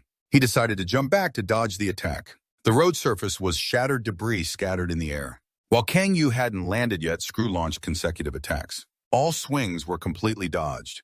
Then Shrilo started to get tense. His attacks were clearly more rushed than before. This bastard kept swinging the screwdriver into the air nonstop. Impossible. Did he predict my movements? Who the hell is this guy? Shryo was certain that if he had this skill, he would have heard of him before. He realized as he fought, Screw's mind seems pretty sharp. Is this the one who defeated Blaster? This time Kang Yu didn't dodge but blocked the attack barehanded. He was startled and amazed. Before Screw could react, the screwdriver was crushed in his hand. Kang Yu suddenly felt the atmosphere grow very heavy. His eyes behind the goggles lit up brightly. Screw shot a beam of energy from his eyes, catching him off guard. Kang Yu quickly kicked him. Screw lost his footing and fell forward. He struggled to regain his balance. Damn it! Without hesitation, Kang Yu charged forward to continue the attack. Screw shouted, "Are you some kind of fighting master?" Screw flipped several times, then quickly took a stance. He concentrated energy and formed an arm guard. Magical circles spun around his arm, carrying terrifying force. The mechanical arm's punch was about to collide with Kang Yu, but he showed no sign of dodging. He was even preparing to counterattack. Kang Yu struck with many sharp spikes, all hitting the mechanical arm. Cracks quickly appeared, and its speed dropped. Screw was extremely shocked. He couldn't stop him. Kang Yu punched Screw square in the face. He flew back several meters. Screw gritted his teeth. He was not joking around. His fighting style seemed a bit unusual. He seriously evaluated his current opponent. He couldn't fight that well unless he was professionally trained. Suddenly, someone interrupted the battle. "Here I am. What are you doing, you idiot?" Morris and Kang Yu both stopped to assess the situation. Two figures appeared next to Scroll. One was Villain Arc Glass Summoner skill, Darkness Grow. The other was Villain Arc Glass Marksman skill, Light Red Eye. Not only that, Black Hun also came to watch. He said, "Why is it taking so long to finish fighting? Aren't you being too lenient with him?" This is Villain Brank Clash Traker's skill. Kang Yu is surrounded by 4 villains. He laughed scornfully at his henchmen because if it was one-on-one, he would lose badly. Hungro was surprised. The boss lost badly. Shrew denied it, saying it wasn't true. "I haven't been defeated yet, but Tromtrock seemed to think you really were taken down." He had to clarify again, saying, "I still haven't lost." Black Hun was stunned. He was defeated. Is he staring at Kang Yu defeated by this rookie? The screwdriver, Scroopy. I asked, "Why did you attack me from the start?" The other villains are also eager to hear the answer. He answered, "Because I want to fight against the strong." Kang Yu coldly stared at them. "Besides, I can't let a murderer keep killing recklessly." Morris was startled. He tilted his head in confusion. Screw looked puzzled. "Recklessly killing? Are you talking about that notorious serial killer?" Crow nodded in agreement. "Taking that murderer's head isn't wrong, huh?" Rest was speechless. He pointed at himself. "You mean that murderer is me?" She cheerfully confirmed, "Yeah, it's you." Shrilu scratched his face casually, pretending to be heartbroken. "I'm being falsely accused. Who would actually believe such a fake rumor?" Bakhun's eyes widened. Who is he to act so cocky in front of Screw? He was so jealous he felt like bursting his lungs. "I want to crush him." Screw seriously said, "I'll get straight to the point. I am not the murderer you're looking for." He questioned, "Do you have proof?" After a moment of silence, he answered, "No." Kang Yu continued, "So that means you could be the culprit." A chill ran down his spine as if darkness was closing in, causing him to pause. Blackhound narrowed his eyes. At that moment, he crazily charged forward to attack. "I'll send you straight to the afterlife, you brat." 2 giant fists charged with energy immediately appeared. He unleashed his most confident move, Death Gun Flash. Blackhound's fierce gaze locked onto Kang Yu's figure. The only thought in his mind was to kill. He gathered strength and struck a thunderous blow that instantly bombarded the ground. Kang Yu had already dodged. He scowled and sarcastically said, "That's exactly what a dirty evil villain would do." His reaction was so fast that Blackhound's eyes widened in shock. Kang Yu still wore that cold, indifferent expression. "You germs specialize in stabbing others in the back, right?" Bakho was stung by the sarcasm, turning bitter and yelling before throwing a powerful punch, but it only hit the air. Kang Yu used agile moves to escape, then leapt to his side and got ready to attack. This is the reform method. He delivered a perfect knockout punch. Bakho's jaw was knocked askew. "This is for scum like you." Then Crow rubbed his chin and sighed. Even Red Eye was surprised by this turn of events. Skrill stood nearby, excited, laughing heartily. Bracken was punched and flew far away. His miserable state made Skrill click his tongue in sympathy. Really something. Red Eye hurried over to check on Bakhun and was stunned. He was knocked unconscious. His whole body was shaking unrealistically. He defeated a 3rd-ranked boss in Vinzone. On the other side, Moreau saw Kang Yu holding his head and worriedly asked Han, "Are you okay?" Suddenly the opponent spoke. Your head is spinning and you feel dizzy, right? Screw casually observed Kang Yu. He smiled faintly and analyzed, that's because your magic power doesn't exceed 300, and it's rising rapidly in a short time. Gro stroked his chin thoughtfully. Only 300 magic power. Red Eye's disbelief grew, and he immediately countered. If it's just 300, then he must be a low-level D rank. He suspiciously glanced at Kang Yu. How can a low-level D be so overpowering? Red Eye thought to himself, Hakchi's power exceeds even a B rank. How could he defeat that guy with just one blow? Shriel calmly said, no need to be shocked. Even a rare B rank can defeat an A rank. Red Eyes gradually calmed down. The opponent nodded to reassure him magic power alone can't determine who wins or loses. Shriel reviewed the events calmly and commented, he has incredible physical strength, quick agility, and also possesses strange combat skills beyond his own ability. He stopped, then looked straight at Kang Yu, keeping the rest of his thoughts to himself without speaking. He is an exception in mechanical terms. He is called a high-end machine, perfectly optimized. Screw slowly twisted his giant screwdriver. He took out a crystal and asked Kang Yu, you know what this is, right? Both Kang Yu and Moros were surprised at magic crystal. Screw looked at his expression and then leisurely said, a villain can increase his magical power by going through intense training, and the magic alpha achieves a similar effect. As soon as he finished, he tossed the magic crystal to Kang Yu. He looked down at the item in his hand in disbelief. The other just threw it over with a blunt, eat it.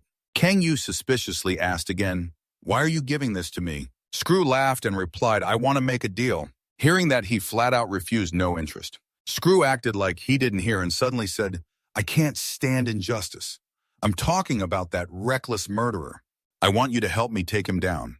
I'm showing some goodwill by giving you this magic stone as a gift for making the deal. You can accept it or refuse it freely. Kang Yu frowned, looking at him. Sounds like you're telling me I'm not that murderer, huh? Screw laughed heartily. That's right, but I'm so wronged. He laughed bitterly when he heard the other's doubt. If you feel wronged, why don't you go find the real culprit yourself? Screw withdrew his teasing look and softly replied, everyone has their unspeakable circumstances. Kang Yu remained silent. Screw put on a calm demeanor, unbothered by anything. The conversation ended there. Cut to Kang Yu quietly walking down the street. He observed the magic crystal and muttered, he wants me to eat this, huh? Moros explained knowledge as follows. There are two types of crystals, one naturally occurring, called Jinn crystal, and the other is man-made, called magic crystal. Of course, the difference between them is as clear as day and night. He said, then sighed regretfully, it's a shame it's not a Jinn crystal, but even this will help you increase your magical power. Kang Yu smiled at him. I already know that. Morris reminded him, furthermore, you should eat the magic crystal in villain form. Kang Yu pondered, looking at the stone in his hand. After a moment, his hand shifted to black will form. Kang Yu followed Morris's guidance and transformed into villain form. He still had some doubts. Are you sure this is a magic crystal? Morris confirmed with a nod. Kang Yu brought the magic crystal closer. Just as he was about to put it in his mouth, he muttered, looks good, warning me not to eat recklessly. Then Kang Yu swallowed the magic crystal. He stood still, trying to feel the change in his body, but after a while, nothing happened. So Kang Yu immediately asked Moros, nothing changed, I can't feel anything unusual. Moros advised him to wait a bit. Just a second later, Kang Yu truly felt the change he had hoped for. A surge of energy suddenly erupted beneath his feet. Blue-black lightning flashes appeared intertwining. A powerful energy source enveloped Kang Yu's body. He was stunned and exclaimed, what is this? Moros shouted to reassure, don't panic, stay calm. But even he was surprised by the scene. The fierce energy seemed to gradually blend into every part of Kang Yu. He reached out his hand to try moving. A golden beam flashed as if wanting to engulf his body. Its light was so bright it lit up the entire area, shooting straight to the sky. The golden beam faded gradually, leaving only flashes of light around Kang Yu's body. He was surprised to find his power increasing. Kang Yu looked around at the changes in shock. His black will clearly sensed the surging energy. He was amazed. I only swallowed one magic crystal, but already feel dizzy with power. Kang Yu thought, now I understand why villains crave this magic crystal. But it feels kind of like cheating. He whispered, Moros, can you check my info through your appraisal eye? Time passed and the sunset gradually fell. Kang Yu's startled scream easily broke the initial silence. Damn, my mana points are 350. The identity of the villain, Kang Yu transformation trait into a pathetic level villain. Darkness attribute. Rage transformation activated. Main skill, Dark Sword. Self-healing. Hidden skill, Extraction of Magic Crystal. Mana points, 350.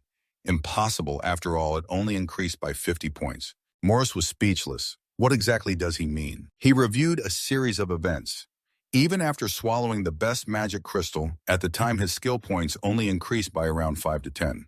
The current situation even surprised Morris. Reaching 50 points means the highest level ever recorded, a 500% increase. That also means that magic crystal really works. At that moment, he suddenly thought that even for a disaster-level being, this was too unreal. Kangyu suddenly noticed one detail. What is it? He pointed to a status line. It said that magic crystal extraction is under the hidden skills section. Kangyu wondered, so how do I use this? Magic crystal extraction. Moros glanced over and answered, just use it as the name says. He further explained mana extraction from weapons includes those made from magic crystals as well. Kangyu scratched his head and said something that shocked him. I thought it had to be some super rare hidden skill, but it's just nonsense. Moros immediately jumped up, nonsense. He loudly explained, extracting magic crystal mana from weapons is your unique ability. That means if you decide you can have as many magic crystals as you want. Kangyu seemed to realize, then where do I find weapons made from magic crystals? Scene shifts to a peaceful street at dusk. Daewon appears with his treasured sword at a donut shop. He excitedly rambled, finally, darling, you're back in my arms. My special sword. The name sounds so cool, it's the great hero and Four Tigers' sword. Seeing Yu Chan's cold reaction, he grumbled, say something. Only then did he offer a polite compliment. The sword is beautiful. Daewon got even more annoyed. That's the sword of the king I like. Don't say it so lifelessly. He carefully introduced it's made from at least 2 top-quality magic crystals. This sword is truly the best of the best. Yu Trang cut in directly. Besides the sword, did you find anything about the villain who fought Blaster? Daewon was a bit annoyed. This guy is trying to steer the topic. But he quickly became serious. I've searched through all the data but found nothing. It seems he only recently transformed into a villain. Yu Cha questioned, could he be an outsider? The other thought for a moment, then answered, doesn't seem like it. Judgment based on appearance and characteristics. He's definitely a villain. Then Daewon sneered, complaining, and now's not the time to think about that guy. Ignoring the people in the shop whispering about them, isn't that Li Daewon? He's so handsome. That bright red hair looks adorable. Daewon got serious, continuing the conversation. You've heard about the serial killer, right? The Gundam Goose Special Task Force had to go on red alert because of him. Yu Chan curiously asked back, isn't Skrull that guy? They say he's the prime suspect. Daewon waved his hand, rejecting, he's not. He frowned, looking puzzled. He asked back, how can you be sure? The other calmly replied, if it were luxury sports cars or electronic parts, maybe he did it. But Daewon just recalled that figure and firmly affirmed he's very different from the killer. Yu Chan argued, Skrull is a villain, a crazy guy with unpredictable behavior. Daewon didn't rush to answer and leisurely sipped his tea. He seriously analyzed, based on that cold-blooded killer, the chance that person is a villain is quite high. However, Daewon laughed and asked back, do you think villains are just crazy people? It could also be an ordinary person no one suspects. His words reminded Yu Trang of the last time they met Kangyu. Daewon joked to break the silent atmosphere. Anyway, about the model boy's little sister. You said she's a freshman, right? Yu Trang directly interrupted. It's curfew time already. He could only force a grim smile. Yu Wang warned him until the serial killer is caught, it's best to be cautious. Yu Chan frowned thoughtfully without replying. The scene shifts to the studio building with the lighting equipment fully set up. The photographer raised his camera, reminding them to smile cuter.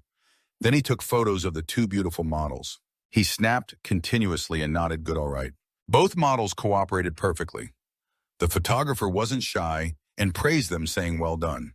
Time passed like that, and it gradually got dark. This person is Kim Na-eun, a first-year student at SEOGA High School, Kim Yu-chan's younger sister. She just looked at the clock on her phone and was stunned. Damn, it's already 7 o'clock. Na-eun muttered quietly that she planned to stop by and buy some stationery, but probably won't make it. She was still telling herself she wanted to buy a limited edition bottle when she suddenly noticed the girl nearby.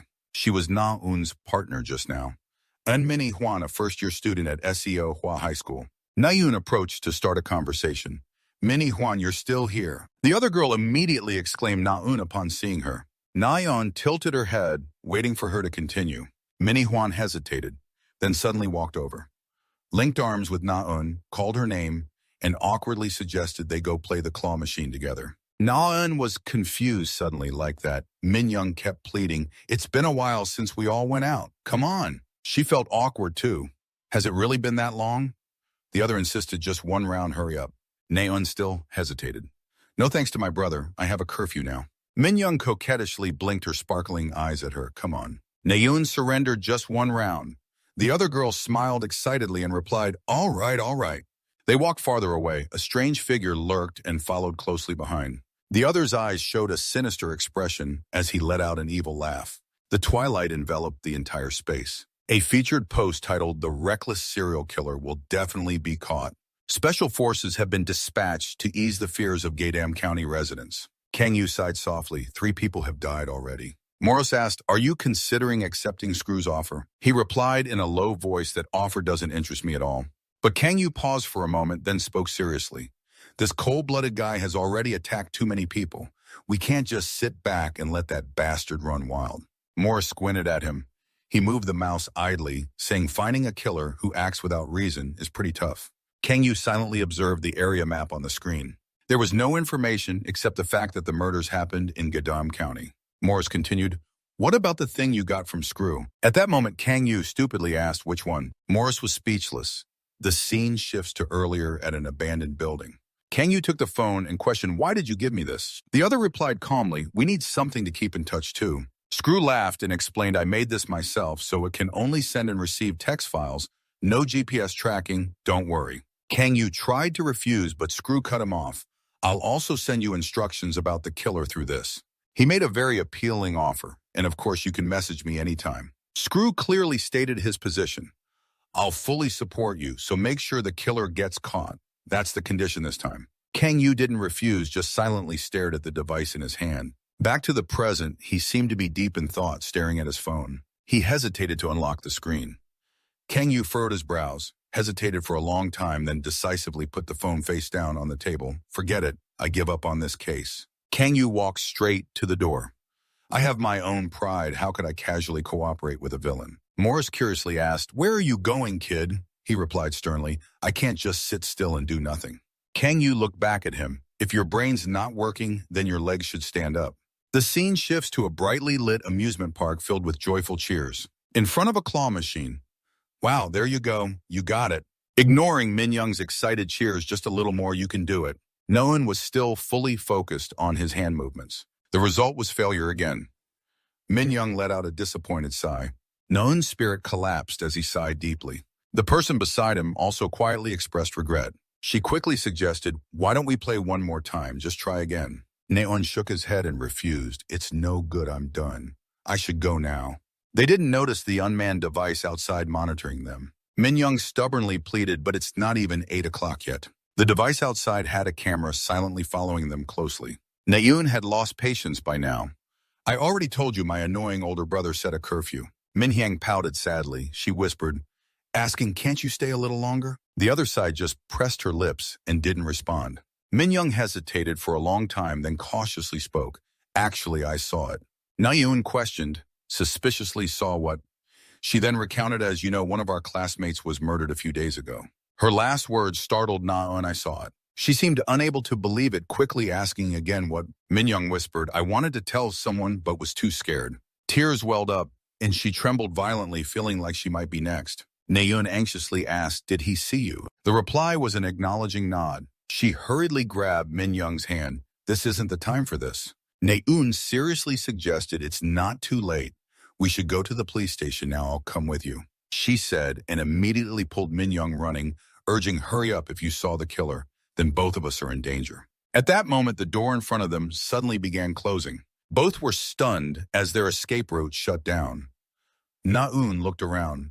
"What the heck? Why is the shutter door closing? Who turned off the lights?" Suddenly, she noticed something on the ground, a pool of red right at her feet, blood. At the same time, a sinister voice echoed, "So we meet again." Both turned toward the voice. Something slimy started to form, drop by drop, standing upright. Both trembled in fear.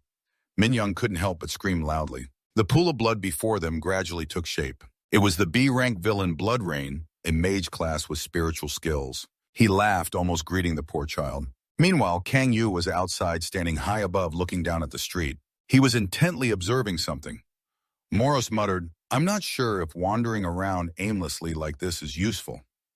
Kang Yu coldly warned, "If you keep whining, you should just stay home."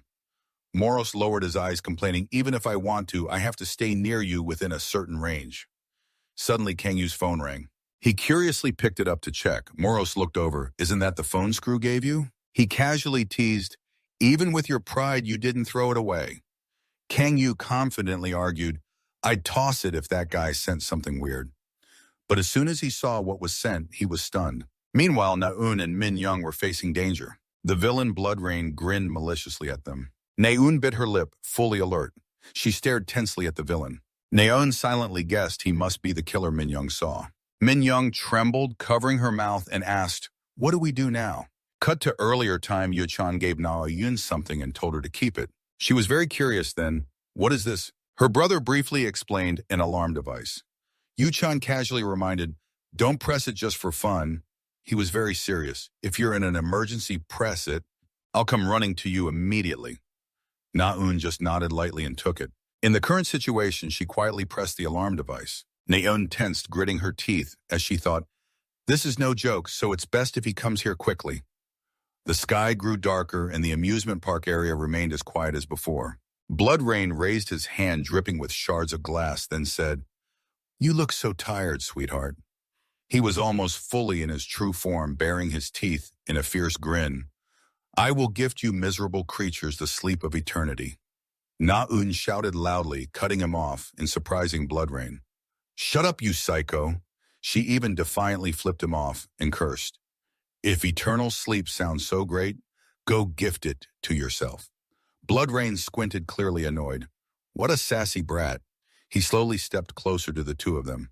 Naeun bit her lip, anxiously telling herself she had to stall until her brother arrived. She spoke up, questioning, Why are you doing this?" Blood Rain tilted his head slightly, expressionless, then let out a cold laugh and asked, "Do you really need a reason to chase after something?" Naeun couldn't understand what he was talking about. "He's insane." Blood Rain slowly licked the blood dripping from his fingertip, then said, "But I'll answer that innocent question of yours." He twisted his face into a perverse grin and chuckled, saying each word with relish, craving fresh blood and tearing apart empty bodies. "There is only one truth in this world, that I have realized nothing in this world is more satisfying." Naeun pulled Min Young tremblingly backward. She yelled in panic, "Stay there! Take one more step and you'll be finished. I'm warning you." Blood Rain quickly caught the main point in her next sentence. "My brother will be here soon." Naeun saw him pause briefly, then boldly shouted, "He's very strong. Just 3 seconds is enough for him to send you to the afterlife." Unexpectedly, Blood Rain smirked after hearing this. He asked again, "Your strong older brother will be here soon. You look like a filthy little bug." Naeun firmly replied, "Yes, if you're scared, then run." Blood Rain leisurely raised his hand, smiling coldly as he said, "In that case, I wonder what your brother will look like." He formed a red orb and slowly spoke as he looked at the blood-drained, dried-up corpse of the youngest sister. Min Young and Naeun turned pale with fear, frozen in place. Blood Rain launched a blazing red beam and spoke, but it moved too fast. Naeun could only blink as she watched it approach. The red beam shot straight past her hip, but just grazed by causing Naeun to crash into Min Young standing beside her. She panicked, looking back just in time to see her friend fall, fresh blood splattering all over Naeun's pale face. She screamed out in heartbreak, "Minnie Huan!" Naeun rushed over and shook her friend. "Minnie Huan, wake up." She couldn't accept the truth, trembling, and as she repeated, "No, Minnie Huan." "And Minnie Huan Tian." Naeun broke down crying. Blood Rain casually stepped closer to her. "Now it's your turn." He swung his hand to strike, "Become a sweet little gift for your brother." Naeun shut her eyes tightly in fear, but just as she thought it was over, an angry shout rang out, "You son of a bitch!" A figure slammed into the glass door and rushed inside. Naeun instinctively looked back in surprise. Blood Rain was also caught off guard by this unexpected turn. The figure charged straight at him. "Here's a gift for you." His sharp eyes gleamed brightly as he swung his hand, unleashing a dark energy strike. He threw the attack at the opponent, receiving a shadow blade in return. The strike suddenly appeared before Blood Rain's eyes, who quickly dropped to one knee to dodge. Blood Rain raised his head as usual and laughed with pleasure, but suddenly Kang Yu had teleported close to him without him noticing. Bradley was no pushover either. He shifted his stance, placing his hands on the ground. Kang Yu sensed something was wrong and stopped, quickly switching to a defensive stance to block the opponent's spinning kick. Kang Yu stepped back, firmly landing steadily. His dark energy trembled as he stared down at Blood Rain. Only then did he clearly see the face of the attacker. He wondered to himself, who the hell is this guy? Is that super strong brother of that girl a villain? Meanwhile, Naeun was also stunned, wondering who he was. Kang Yu silently stood firm with a serious face blocking her view. Bradley squinted, observing the opponent. He thought to himself that he had never seen a skill like that before. This guy, again. Bradley suddenly remembered something. Wait, did that brat take down Blaster? Now he's chasing me. Just thinking about it made him strangely excited. This is going to be fun. Blood Rain spoke first. Maybe we should retreat today, right? But don't think you're safe. Kang Yu's eyes widened in surprise. Blood Rain vanished into the red pool of blood before leaving, still threatening. You'll die slowly within me. Naeun trembled, listening to the terrifying echo. Is that death? That will be a sweet death. Kang Yu hurried after him. Stop. Where do you think you're running off to? But in the end, he still wasn't fast enough. Drops of liquid hovered in the air, passing through his palm as Blood Rain successfully escaped. All that was left before their eyes was some red liquid. Kang Yu looked around at the traces of the guy being wiped away and felt extremely irritated. He glanced around. Damn it! Is he outside already? An anxious voice suddenly called out. Hey, wait a minute. Naeun quietly asked for help. I want to ask you for a favor. Kang Yu turned to look at her and immediately pleaded, please save my friend. She teared up, her voice full of urgency. Please! Scene shifts to another side. Someone hesitantly said, that alarm button is on a car. Dae Wong asked the other, do you think the girl pressed it by mistake or is it a prank? Yu Trang lowered his head and directly rebutted, if that were true, at least it would have called back by now. And she wouldn't joke about things like this. Dae Wong immediately realized the seriousness, quickly correcting himself. I see. He tried to reassure me and has already warned the police. They must be on their way. Yu Trang kept staring at the phone screen, tangled inside. Please be safe. Scene cuts back to the amusement park. Kang Yu was assisting two people. Nan, there's a critical patient here. Please come quickly for emergency. I beg you all. He hung up and kept giving orders. The ambulance is on its way. We should stop the bleeding first. If you have a handkerchief or something to clean the wound, give it to me. Nan was a bit flustered.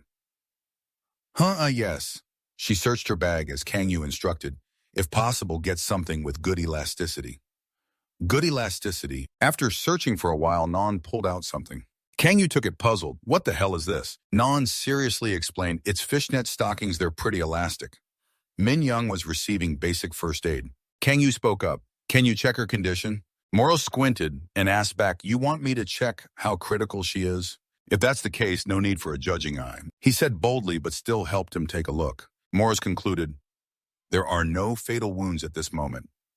Kang Yu sighed softly. Thank goodness. Nan anxiously asked him, will Min Young be okay?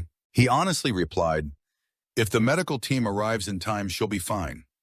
Hearing this, she visibly brightened. Really? Suddenly, a light shone into the shop along with engine sounds. Kang Yu was quite surprised. That's fast. He quickly left. I've done the first aid. Let those people handle the rest. Nan stared blankly after him. Thank you. She hesitated, wondering, are you leaving now? Kang Yu coldly turned back. Of course. What are you planning to do once everyone sees me and runs away? Naon watched his back escape, disappearing without a trace. She stood there dazed, staring at that spot for a while. Outside, Kang Yu moved at an extremely fast pace through the buildings. Morrow sighed beside him. They're lucky. If you hadn't gotten there in time, those two girls would have been done for. Kang Yu glanced to the side as if he noticed something. He locked onto the building in front, then stopped and landed. Kang Yu muttered, looking back. Now, there's something bothering me. He was referring to that device trailing behind him. A whistle sounded along with a flurry of feathers flying around. Kang Yu and Morris looked over at Crow, who appeared impressively. She cheerfully greeted, we meet again. The two crows, perched on her, also mimicked the same greeting. Crow saw Kang Yu not reacting and immediately stepped forward. Don't you remember me? I'm really upset enough to finish you off. He was trying to recall an image from his memory. That woman must be on the other side. Screw was calmly observing the situation here through the screen. Kang Yu responded a few moments ago, I have seen your face before. I don't forget that quickly either. The other party chuckled. Thanks for remembering me. Crow stepped forward a few steps. Have I introduced myself yet? She smiled slightly and introduced herself. I'm Raven. It's a name that suits me. Don't you think so? Crow started a conversation and asked, Are you Kang Yu? She continued, I don't have a name. She laughed heartily. So you still don't have a villain's title? Kang Yu didn't like beating around the bush. Let's put aside this villain title thing. Tell me what that thing is first. Crow followed his gaze and then explained. To catch the killer, Screw brought this device to areas where he might attack. He has hundreds of these, not just a few. Kang Yu wondered, did I send my location through that? She admitted frankly. Exactly, Crow kindly added. Thanks to it, we can track down who the killer really is. He asked directly. You know him? Crow smiled. It's Blood Rain. He wanders across the country killing people. She paused for a moment. Honestly, I already suspected he was behind this. But tracking him is really difficult. So I'm not completely sure. The crow beside her also joined in scolding that bastard. Crow stroked the crows. Besides, there's more to this story. She suddenly changed tone. Forget what I just said. On the contrary, I'll ask you for a clean kill. Kang Yu grimaced thoughtfully. This woman is really practical. Crow looked at the camera and blew a kiss. I don't want to do anything to make Screw sad. Screw must be busy looking for his popcorn somewhere. I'm sure I left it around here somewhere, right? She suddenly let out a sound as if she just remembered something. Crow took something out. Screw asked me to give this to you. He said he'd explain once you handle this. She threw it to Kang Yu. Holding it, he curiously looked at what it was. The other party laughed and said, It's part of the payment promised to you. Inside the box were 3 sparkling stones. Kang Yu was amazed to recognize magical crystals. What surprised him even more was the quality of the crystals in the box, the best kind. Cut to the next day, the news broadcast reported, yesterday around 8 p.m., the villain suspected of multiple murders struck again. Yuri was watching the broadcast and didn't notice Kang Yu stepping out. Fortunately, the priest arrived at the scene right after being notified. No casualties occurred. A high school girl is being treated at the hospital. Fortunately, her injuries are not life-threatening. She sighed in relief when she heard this. Yuri turned to ask, Are you going to school? The other party answered quietly, Yes. She worriedly called out to Kang Yu's cafe. Be careful, okay? Kang Yu quickly replied, Yes, I know. The sky today is still so clear. He looked around and reflected. I've had Kang Yu's body for quite some time now. Kang Yu told himself he needed to get stronger to take revenge on Lampus. He glanced at Moros beside him and thought, but I don't know how much I can really trust this strange thing. Kang Yu frowned thoughtfully. The deal I made with the villains is also making me tense. Going back to the night before, Kang Yu was very surprised to receive something from Crow. She gave 3 top-tier magical stones. He lightly touched the crystals. Kang Yu doubted. And this is only part of the promise. Crow smiled softly. Not enough, he whispered back. More than enough, actually. She agreed. I think so, too. Then Crow reminded him. But that guy is really strong. With your current magical power, you won't be able to defeat him. Kang Yu stubbornly interrupted. It'll be fine, Screw added. Also, there's a Vivo GPS tracker. Screw made. You can use it whenever you want. Before leaving, she suddenly remembered something, and Screw made a list of places Blood Rain has appeared. Open the file to take a look. Then Crow suddenly withdrew his smile honestly. I didn't have much hope for you either. But she slowly said each word. If you disappoint, Screw. I'm only going to hint at this and stare at Kang Yu with a deadly gaze, you understand. Kang Yu frowned in discomfort at this point. He shook his head and muttered, what the hell are they doing? Moros kindly reminded, this is not the way to school. But Kang Yu kept walking straight. I have somewhere I need to go. He sighed softly. He's skipping school. He walked while pondering the data Screw sent. Seoul High School is a place worth paying attention to. Kang Yu reviewed a series of events that had happened. The 2 girls who were followed by the villain yesterday also attend Soga High School nearby. There must be clues. Moros doubted, are you planning to go around this area asking about him? He casually replied, if needed, I have to do it. However, there's something I have to focus on. Kang Yu scrolled through his phone. The pink-haired girl yesterday is the sister of the trainee cleric at our school. His gaze paused on a photo from a post by Naeun. A comment under the post clearly stated, she is Kim Yu-chan's sister. Kang Yu still has other matters to attend to first. I need to call in sick first. Morris was speechless, watching him pretend to clear his throat. Hello, this is Kang Yu speaking. I have a pretty bad cold, so I need to stay home and rest today. Scene shifts to a hospital in the city center, a shadow silently sitting in the hospital corridor. Someone holding a coffee cup approached, calling the name Yu-chan, Yu-chan. He looked up and greeted Senior DeWong. Did you stay up all night? He sat next to Nan. How is she? Yu-chan lowered his head and answered, she just fell asleep. DeWong exhaled softly, then heard the other ask, have you seen the crime report? He replied, I have. DeWong slowly analyzed it. It's very difficult to check the surveillance camera footage because it was destroyed. But from the report, it's easy to identify the killer as Bloodrain. He recounted, according to Bloodrain's profile, he sucks the victim's blood without damaging their bodies. But the victims found in Gaedam district were all dismembered. DeWong said this and immediately got a headache, so we ruled him out of the suspect list. Unbelievable that it's him. He sighed deeply. Yu-chan cautiously asked the villain, save Na-un and Min-young. DeWong immediately confirmed his thought. It seems like it was that guy last time, right? Yu-trang silently recalled everything. He quietly recounted. Na-wong said he was the savior. Yu-trang suddenly became confused. If he was a villain, he should be a madman gone crazy. But he saved everyone, and my sister too. He couldn't understand what all of this really meant. DeWong frowned and added, that's exactly what I'm thinking. He sighed. He even fought with Blaster. Who the hell is this guy? Yu-chan squinted thoughtfully, the coffee in his hand gradually cooling. Scene switches to Seoul High School gate. Ga Kang-yu stands aside watching the flow of people. He watched the backs of people walking down the street.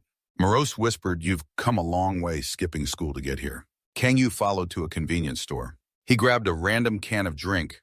A group of female students started chatting with the clerk. Are you a model? The clerk smiled friendly and replied, no, I told you I'm not. I'm just a regular student. The girls got more interested and asked again, you're so handsome. What school do you go to?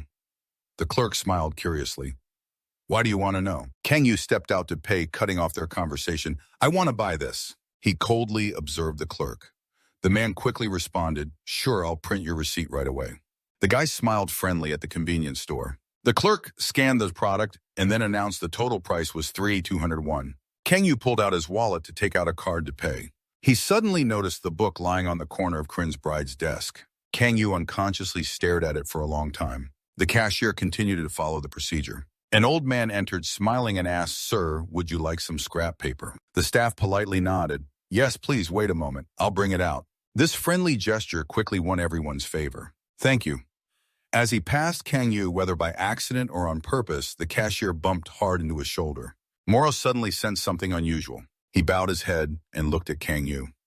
I apologize, sir. Standing with Morris, watching the cashier's series of actions, Kang-yu frowned thoughtfully. Then he stepped out of the store. Morris started to call out Cashin's name. He intended to remind him. But I need to tell you something. Kang-yu directly interrupted. He's a villain, right? Morris widened his eyes in shock. Kang-yu explained, while looking into that bastard's eyes, I already knew. Morris hesitated, but I'm not sure if he is Bloodrain. He suddenly exclaimed, Corinne's Bride was the title of the book just now. Kang-yu saw it and slowly analyzed. It's a classic vampire work. Kang-yu combined it with Bloodrain's earlier words, you will enjoy a sweet death. You will die by my hand. He had every reason to suspect you will die by my hand. I've heard that somewhere before. It must be a line from the novel. Morris remarked, amazed that you remember such things. Kang-yu replied softly, I read a few books in the orphanage. He took a sip from his Coke can. Kang-yu smiled lightly. Let's quickly check if that's the target we're after. See if it's really him. He once again aimed for the convenience store from before. The cashier from earlier had finished work. Kang-yu followed his back. They returned to a familiar path. Moro squinted and pondered. He muttered, isn't this the road to Showa Girls High School? Even Kang-yu began to wonder, where's this guy going? Suddenly he noticed something else. An old man was in danger. A car was rushing straight toward him. The old man was slow to realize. Kang-yu quickly rushed over and pulled him aside. The Kia car hurried to brake. The driver rushed out. Are you okay, sir? Kang-yu protected him. Only then did he realize he had forgotten something. He had completely lost track of the Kia employee. Kang-yu gritted his teeth in frustration. The scene switched to some building. Morris muttered, really didn't expect you to choose a place like this to transform. Kang-yu had no other choice. There was no roof nearby to approach. He put the magic crystal in his mouth. I have to use this first.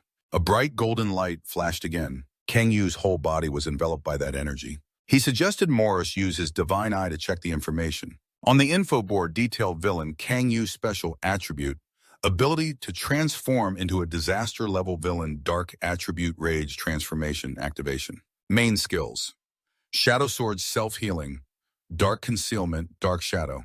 Hidden skill magic, Crystal Extraction.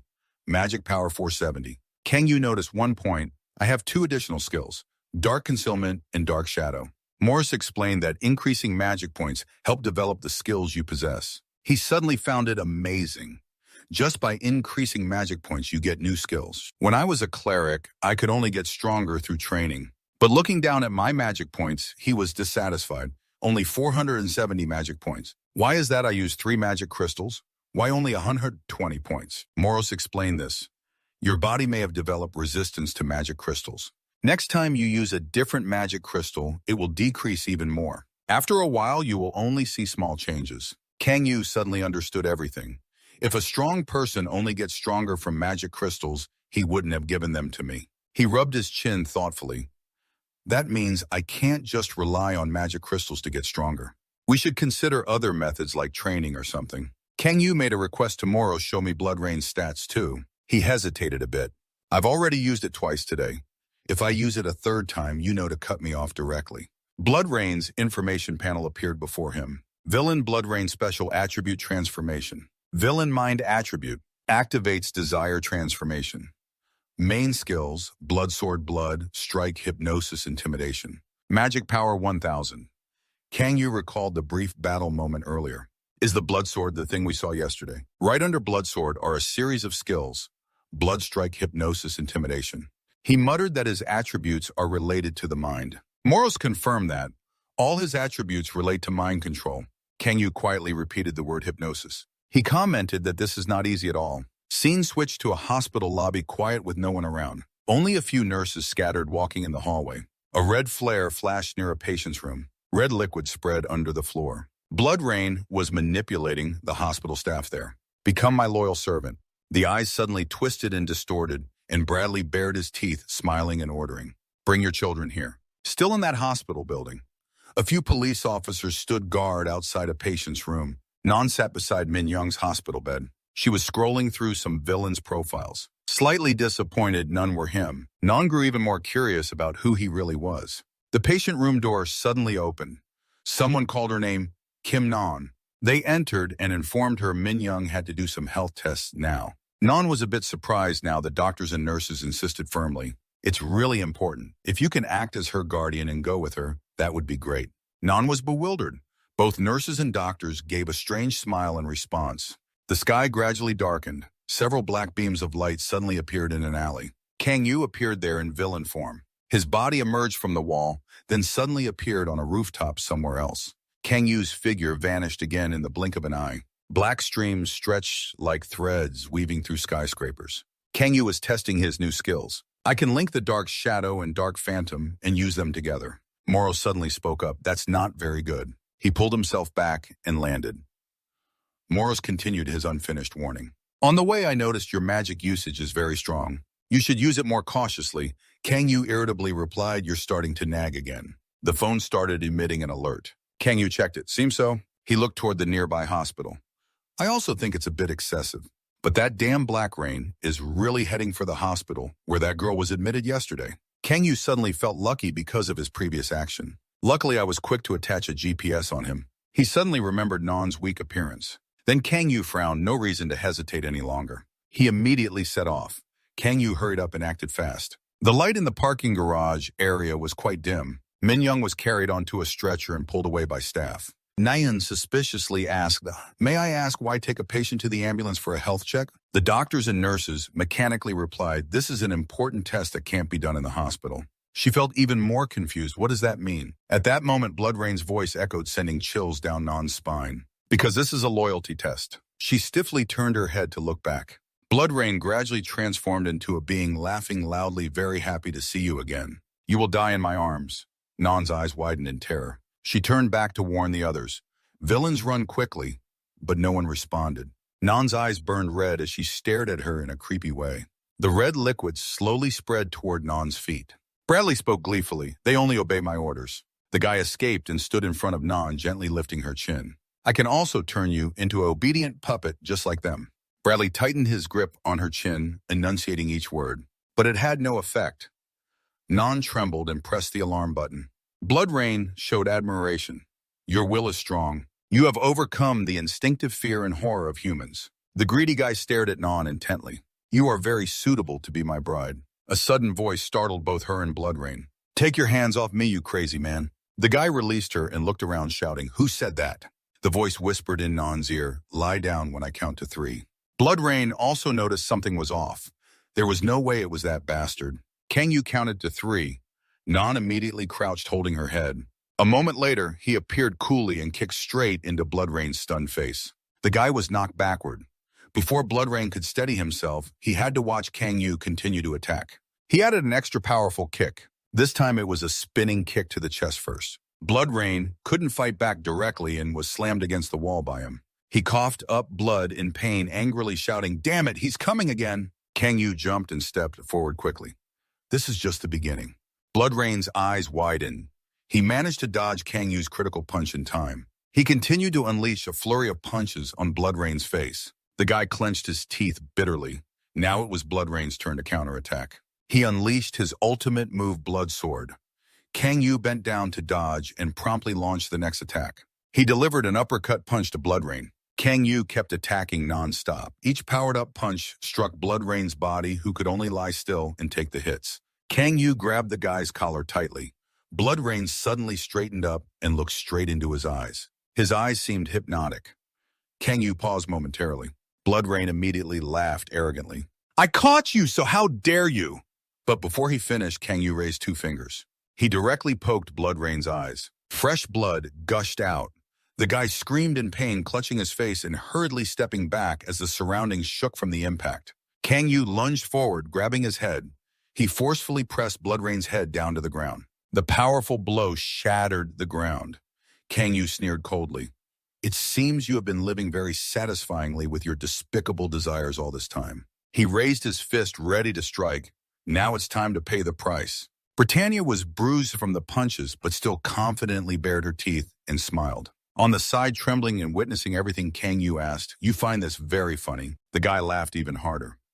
Of course, why wouldn't I be happy? Britannia boldly declared, You will never defeat me because I am exactly that. Kangyu couldn't understand.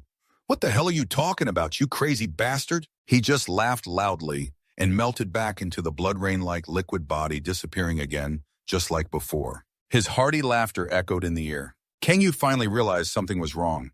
He decisively punched Bloodrain's face hard, but the guy had already escaped without a trace. Morris grumbled, This guy's skills are really annoying. He analyzes the situation that physical attacks don't work when he turns into blood form. Kangyu suddenly felt frustrated, recalling his past self, and thought, Damn it. If I could still use fire magic, he'd be finished. There was a noise nearby. Where did he run off to? The doctors and nurses regained consciousness, looking around in confusion.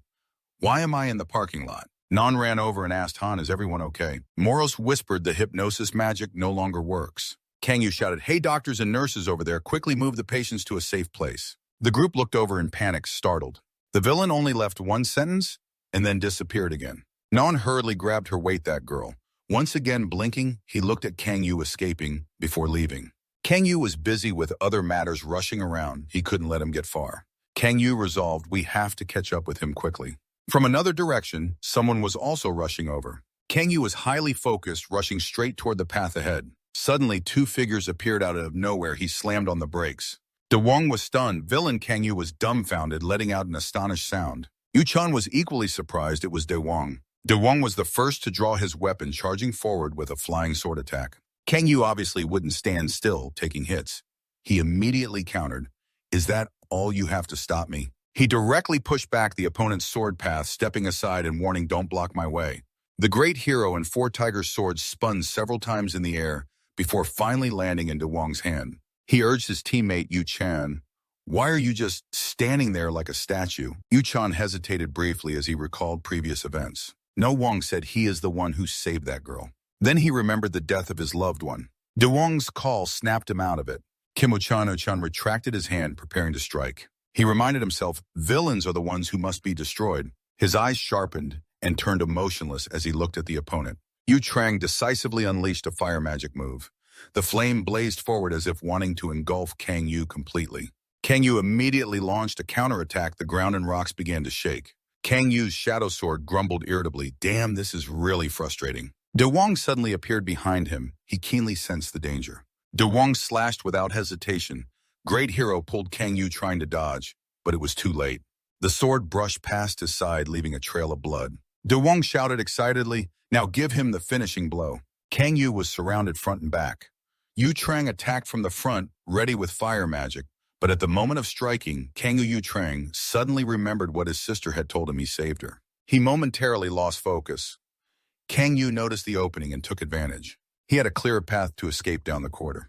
Kang Yu thought and acted immediately. He skillfully used his new skill to leave. De Wong shouted, "Kim Yu Trang, where is your mind at?" He blankly replied, "I'm sorry." He also noticed something was off today. "You seem absent-minded." The basement fell silent again. De Wong tapped his sword, muttering, "What was that just now?" It felt like he vanished into the shadows. A dark skill. It's the first time I've seen something like that. He turned to look at Yu Chan. "How do we report this?" He remained silent. De Wong approached to reassure, "Hey, don't blame yourself anymore." He chuckled. "What are you standing there for? Go take care of your sister." Yu Trang sulked silent. After a while, he finally spoke all right. De Wong sighed anyway. "This is really annoying. We lost track of both of them." Somewhere, Blood Rain in human form staggered as he walked. He silently cursed, "Damn, my throat is so dry." But Black Rain stomped along, angrily cursing, "Damn that bastard, he screwed everything up again." The sky was dyed with the evening glow, and the guy's throat kept rising and falling continuously. He muttered, "My throat is dry. The aching pain inside makes Black Rain extremely uncomfortable." He looked up and crooked a sly smile.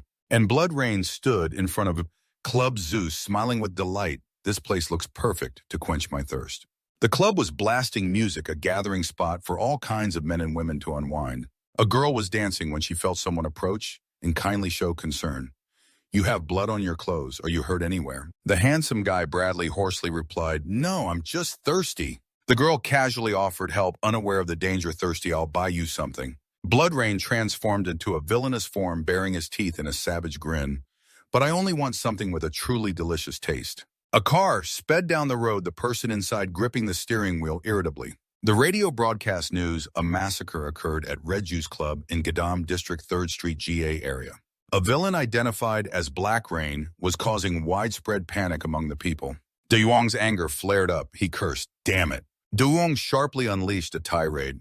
"That bastard has really lost his mind." Yu Chan probed what was going on, and he immediately recounted, "Bradley has been terrorizing the people countless times already." After hearing this, Yu Chan furrowed his brows deeply and had to mention what happened not long ago. He hurriedly ran to Kim Nan's younger sister. Before Yu Chan could steady his breathing, he anxiously asked, "Are you okay?" Nan called out, "Brother." He rushed over to look her over. "Are you hurt anywhere?" Nan lowered her face and whispered, "That person saved me." Yu Chan didn't hear clearly, so she repeated once more, "The one who saved me last time." Even now, Yu Chan still feels complicated thinking about that incident. Their car continued speeding down the road. In some alley, Kang Yu covered the wound on his mouth with his hand, gently rubbing it in pain. Moros sighed in relief. "Luckily, it's not a serious wound." He frowned and grumbled, "That's really unlike you at all." Kang Yu didn't understand what he meant, but looked at him and asked, "Unlike me?" Moros recounted every detail. "You fight very differently when facing a villain. You go easy on them because they are clergy." Kang Yu was silent for a while before saying, "It won't be like that anymore." He recalled every face from the past, trying to remind himself, "Because my enemies aren't just villains." Moros interrupted, "The wound is almost healed now." Suddenly, a red light flashed on the side. Kang Yu frowned and took it out. "What's this?" A series of information appeared before his eyes. Scene shifted to another place, the sound of footsteps rapidly approaching. Countless bodies lay scattered on the ground, some gasping for their last breaths. Blood was everywhere, a few trembling people hiding in a corner. When De Wong and Yu Chan arrived, this was the scene that struck their eyes.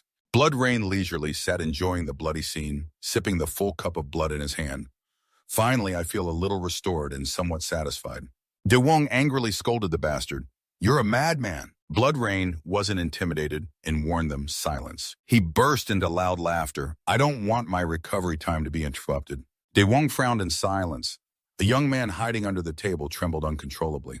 Finally, he made the decision, "We will rescue the survivors and then capture him." Yu Chan nodded in agreement, but just seconds later the cup of blood was dropped. Blood Rain laughed coldly. The recovery time was over. He said this and crazily charged at them. The first move unleashed was a blood strike. De Wong and Yu Chan were briefly shocked and stunned. De Wong quickly drew his sword, powerfully slashing across the opponent's blood strike. Yu Chan swiftly overtook him, took an attacking stance and charged at Bloodrain. The fire and anger within Yu Trang flared up, his eyes, fierce, locked onto the enemy. De Wong spoke up to stop Yu Trang from stopping. Using fire would trap the hostage in the blaze. Yu Trang dealt with the person as he saw a shadow flash past him. Yet Britton bared his teeth in a sneer, still wanting to look out for others. De Wong's eyes widened in shock. Bertan had already vanished and rushed close to him. The guy used his old trick, again aiming straight at the target. Take care of yourself. With a powerful strike, De Wong was knocked flying backward. He braced himself to minimize injury, but his body slammed into the concrete wall, shattering it. De Wong coughed up blood in agony, letting out a groan. Blood rain wouldn't let him off. The next moment, he moved in to land the finishing blow. The madman laughed harshly, saying he would end his life with a mystical strike, a blow straight to De Wong's face. Yu Chan's persuasion from behind erupted in a heart-wrenching shout. De Wong Blood Rain smiled down and shouted menacingly. Yu Chan was still rushing forward with his red power, determined to fight.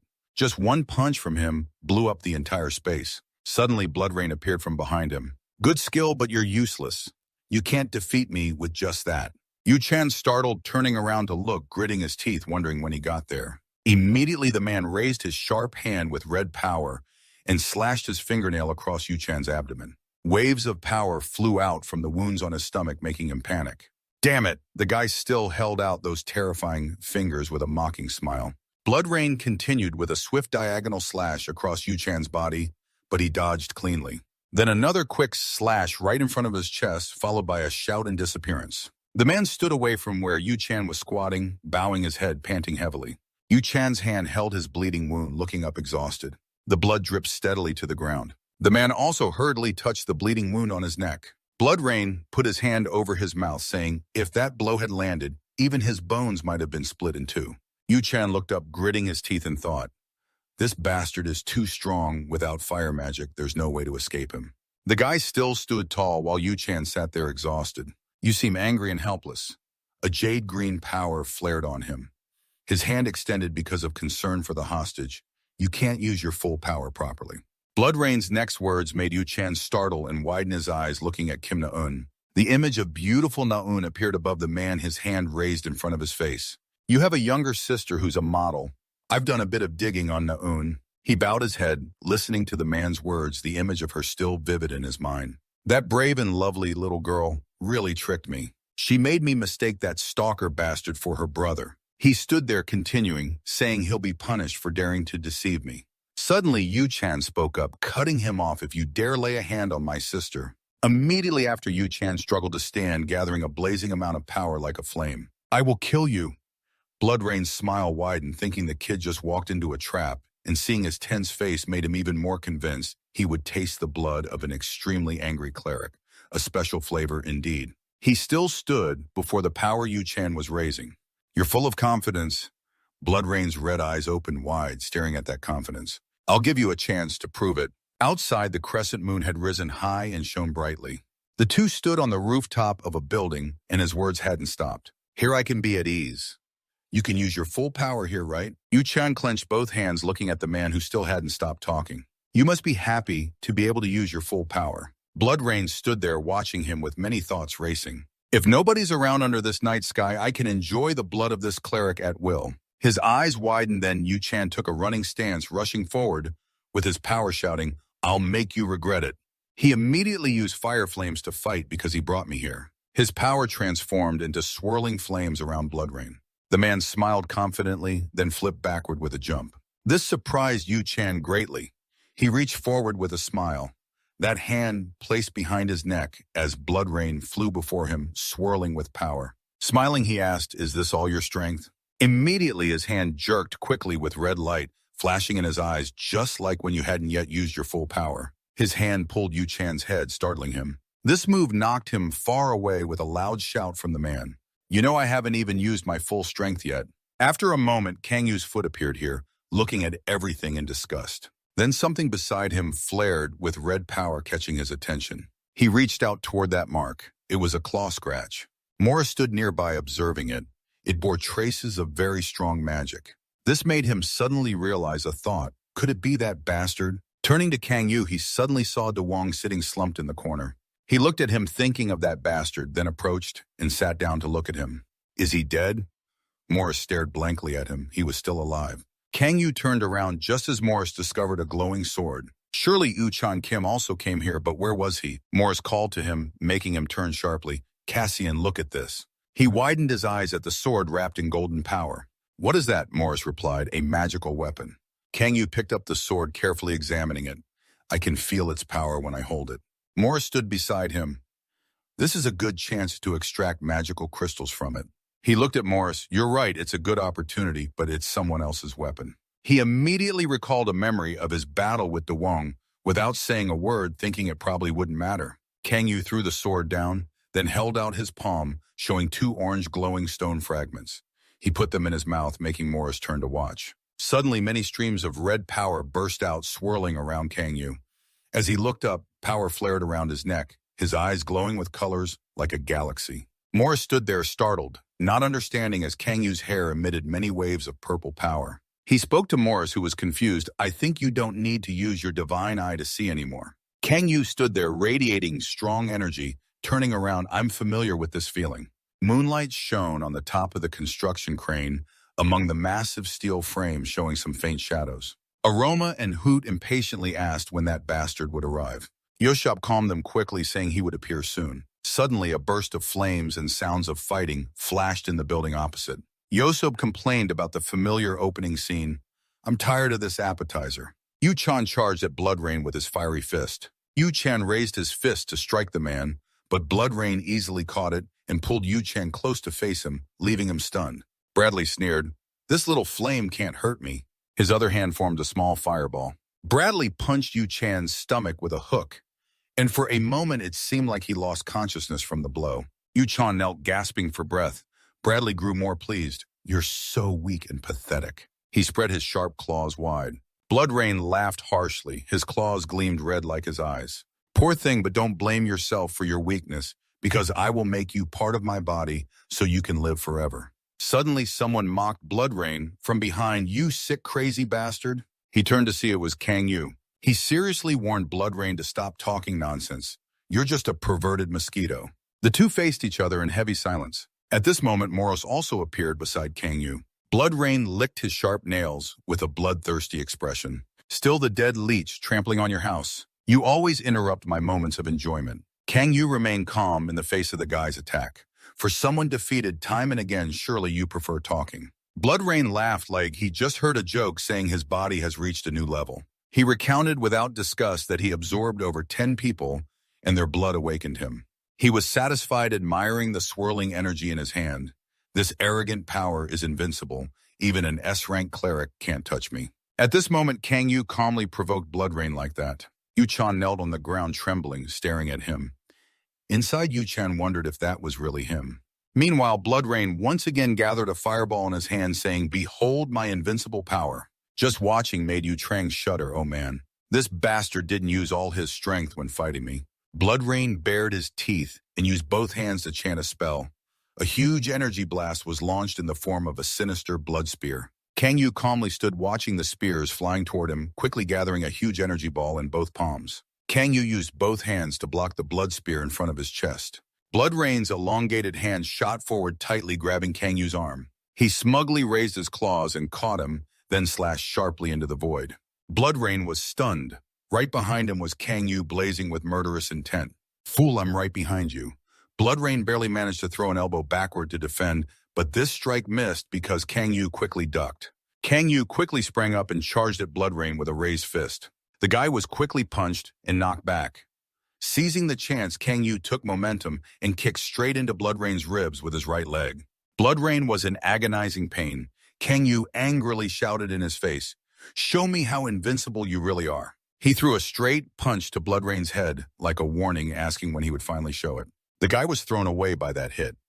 Yu-chan was stunned, staring at Blood Rain lying before him, unable to believe his eyes. What is this? He looked completely different from when he was at the hospital. Is he hiding his true strength too? Looking at the person standing before Yu-chan, he wondered what had happened since then. Blood Rain trembled and spat out a mouthful of cursed blood. Kang Yu slapped his pride hard. You said even an S-rank cleric couldn't defeat you, but is that all you've got at this point? But Blood Rain still managed to smile. Kang Yu quickly realized, "Are you trying to run again? I don't know what you did, but it's making your whole body glow red. I don't know what happened during that time, but I admit you're stronger than me. But you'll never catch me with that physical attack, especially when my body transforms into blood." Blood Rain promised for next time.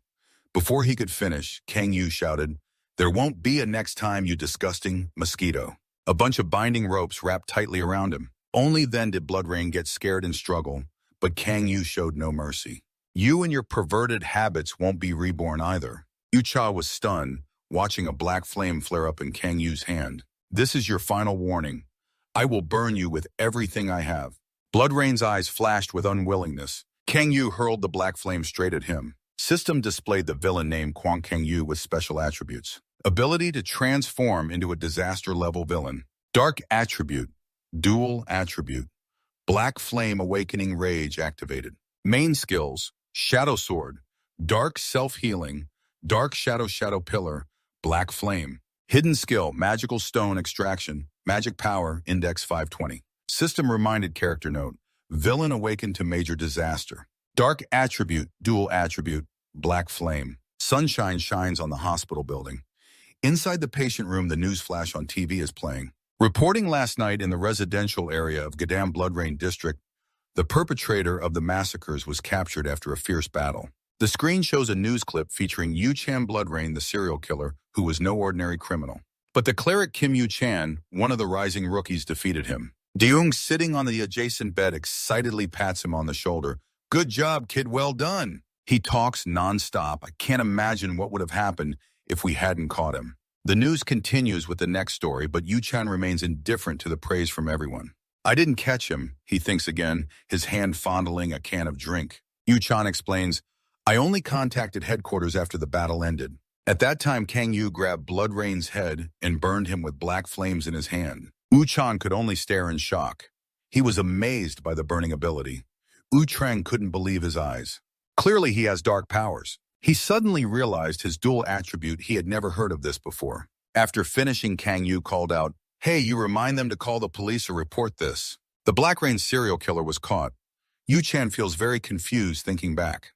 "I made it clear to them that I wasn't the one who caught him, but they reported to the agencies that I was." Duong wonders, could it be that bastard, the one who fought Blaster last time? Yu Chan confirms, yes, he's the one who took down Blood Rain. The hospital room fell silent. Duong leans his head and asks, directly feeling guilty, "So you weren't the one who did it?" Yu Chan doesn't answer, just remains silent. Seeing no reply, he lies back down. "All right, don't worry about it anymore. Worrying won't help." Daewon comforts him. Maybe he had another purpose, like fighting for rank or something. Suddenly, he sits up and asks, "Right, what about my Than Bak Dao Min sword?" Yu Trang replies, "They said it's still fine and is at the police station." Daewon breathes a sigh of relief. That's a lucky break. His precious sword. Yu Trang thoughtfully looks out the window. At school in some corner of the campus, a group of party kids gather together. In the chat, they send a link to an article about the incident. "Have you heard Blood Rain? The serial killer was caught last night in the Garden residential area." The serial killer, Kim Yu Chan, one of the best clerics. Blood Rain, a crazy, bloodthirsty villain who killed many. After reading, the others are amazed and stunned. Did you see Kim Yu Trang defeated a villain? So cool, damn totally crazy. The guy who just read the news had to exclaim, "Good thing we didn't go to the nightclub last night. Otherwise we'd be dead." His friend laughs teasingly. "With your face, you think you can protect anyone. Ah, delusions of grandeur, you're so goofy." While Ki-hun notices something off, the two keep chatting. "You want to die?" he asks Daegu. "Where's your partner? Why are you sitting here alone?" Daegu just tells the story, but it's still infuriating. After he got hit in the face, he had to be hospitalized because of a fractured orbital floor. The bones around the eyeball broke. Ki-hun yells, "At least pay for his hospital bills or he's done for." Daegu starts getting annoyed. "Damn it, he got hit because you provoked him." Ki-hun feels reluctant. "You just gonna let that bastard go like that? We gotta keep our reputation intact." Daegu warns, "Accept me, all right?" Ki-hun protests, "But if you don't join..." He cuts Ki-hun off. "Do you really still think he's a loser?" Daegu's hand shakes, holding a cigarette pack. "Honestly, I'm more afraid of that bastard than that cleric Kim Yu Chan." He fears Kang Yu's gaze. How can a person have eyes like that? Ki-hun falls silent hearing this. The classroom buzzes as they watch the news. A group of students gather chatting about it. Kim Yu-chan is amazing. He's so cool it gave me goosebumps. Kang Yu sat quietly in the corner. Moros thought everyone was still haunted by last night's events. He put his phone down on the table. We should take some time to meet those guys. Kang Yu leaned back with his hands behind his head. I want to get something other than the reward they mentioned. Moros was curious. Do you want anything else? He didn't answer the question. In the alley between two apartment buildings, a machine shot out some flyers. After being shot out, they stuck firmly to the wall. A girl holding a paint can spray-painted an ugly bear on the wall. Someone carrying a bucket of water went over to the cleaner and sprayed adhesive. When seeing the mess on the wall, in a room inside the apartment complex, tour guide was repairing microchips. Screw was busily working with the machines behind him. They hurriedly spoke. Is this how you welcome important guests? Yosef reminded them, it's a mess. You should clean up a bit. Aroma pinched her nose. It seemed like a moldy smell. Shral turned around to criticize him. You started complaining as soon as you walked in. What are you doing here? Yosef was out of options. Isn't it because you called me? After Shral rested the drill on his shoulder, he wondered I called. The water was served to guests. While pouring water, he asked Yosef, did you see that guy fight yet? He answered, satisfied, of course I saw everything. Yosef rested his chin, watching intently, like he was watching a movie. Screw arranged cookies and asked, so what now? How do you rate it? Someone quickly answered, no conspiracy theory here. Howard expressed disappointment, calling the movie dull and cliché. Aroma was helpless and picky. Yosef wiped cookie crumbs off her cheek. It looked pretty good. He commented the lead actor was unique, like a black diamond, brilliant yet mysterious. Isn't that praise a bit over the top? But Yosef just smiled awkwardly and ate the crumbs. There was nothing else to say. He exposed it from the start. You already knew, right? Screw froze upon hearing the guy had dual attributes. Then Screw rested his chin, watching them. Yosef was silent too. Suddenly he spoke up. Now I know, Yosef asked curiously. Know what? You don't know. Screw voiced his own theory. I just thought he was different from some villains. Hearing this, Yosef hesitated and asked, you don't know? He leaned on the arm of a villain with dual attributes. I've never heard of that. Chaskru spoke up, surprising the others. Actually, there is such a thing, he mysteriously recounted. They have existed since the age of mythology. In a rundown apartment complex, villains exist not to imprison other villains. Kang Yu learned the real purpose was to prevent war between villains and clerics, and the villains can operate freely. He paced, attracting another villain's attention to where everyone lived in peace. Kang Yu looked up at the sky. It was the villain zone. He confessed to Moros. I can never forget this place no matter how many times I come. Suddenly a voice appeared above Kang Yu. You arrived just on time, buddy. Shral was hovering above them. Your aura seems quite different from the last time we met. He rested his chin, friendly. Good to see you again. Somewhere in the villain zone at Heaven Pub. Shral and Kang Yu sat at the bar receiving their drinks. A glass of juice was served. Shral enthusiastically told him, the grapefruit juice here is really good. After you finish, I'll take you on a tour of this villain zone. He handed over a small box. This is your reward as promised. Screw pressed on the analysis glasses, but held them close, scrutinizing Kang Yu. Your magic has increased significantly. Did you use magic stones or something? He helplessly explained. Where would I get magic stones? Really, Screw was curious. Where did this guy come from anyway? Last time we met, he only had 300 magic points. He thought about the key point of the matter, but now it's over 500 points. His magic can't increase that much just from the magic stones I gave him.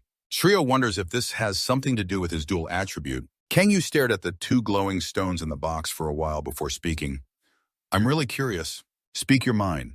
Where did you get those magic stones from? Did someone supply them to you? Suddenly, someone appeared behind the bar and confessed. He got the magic stones from me.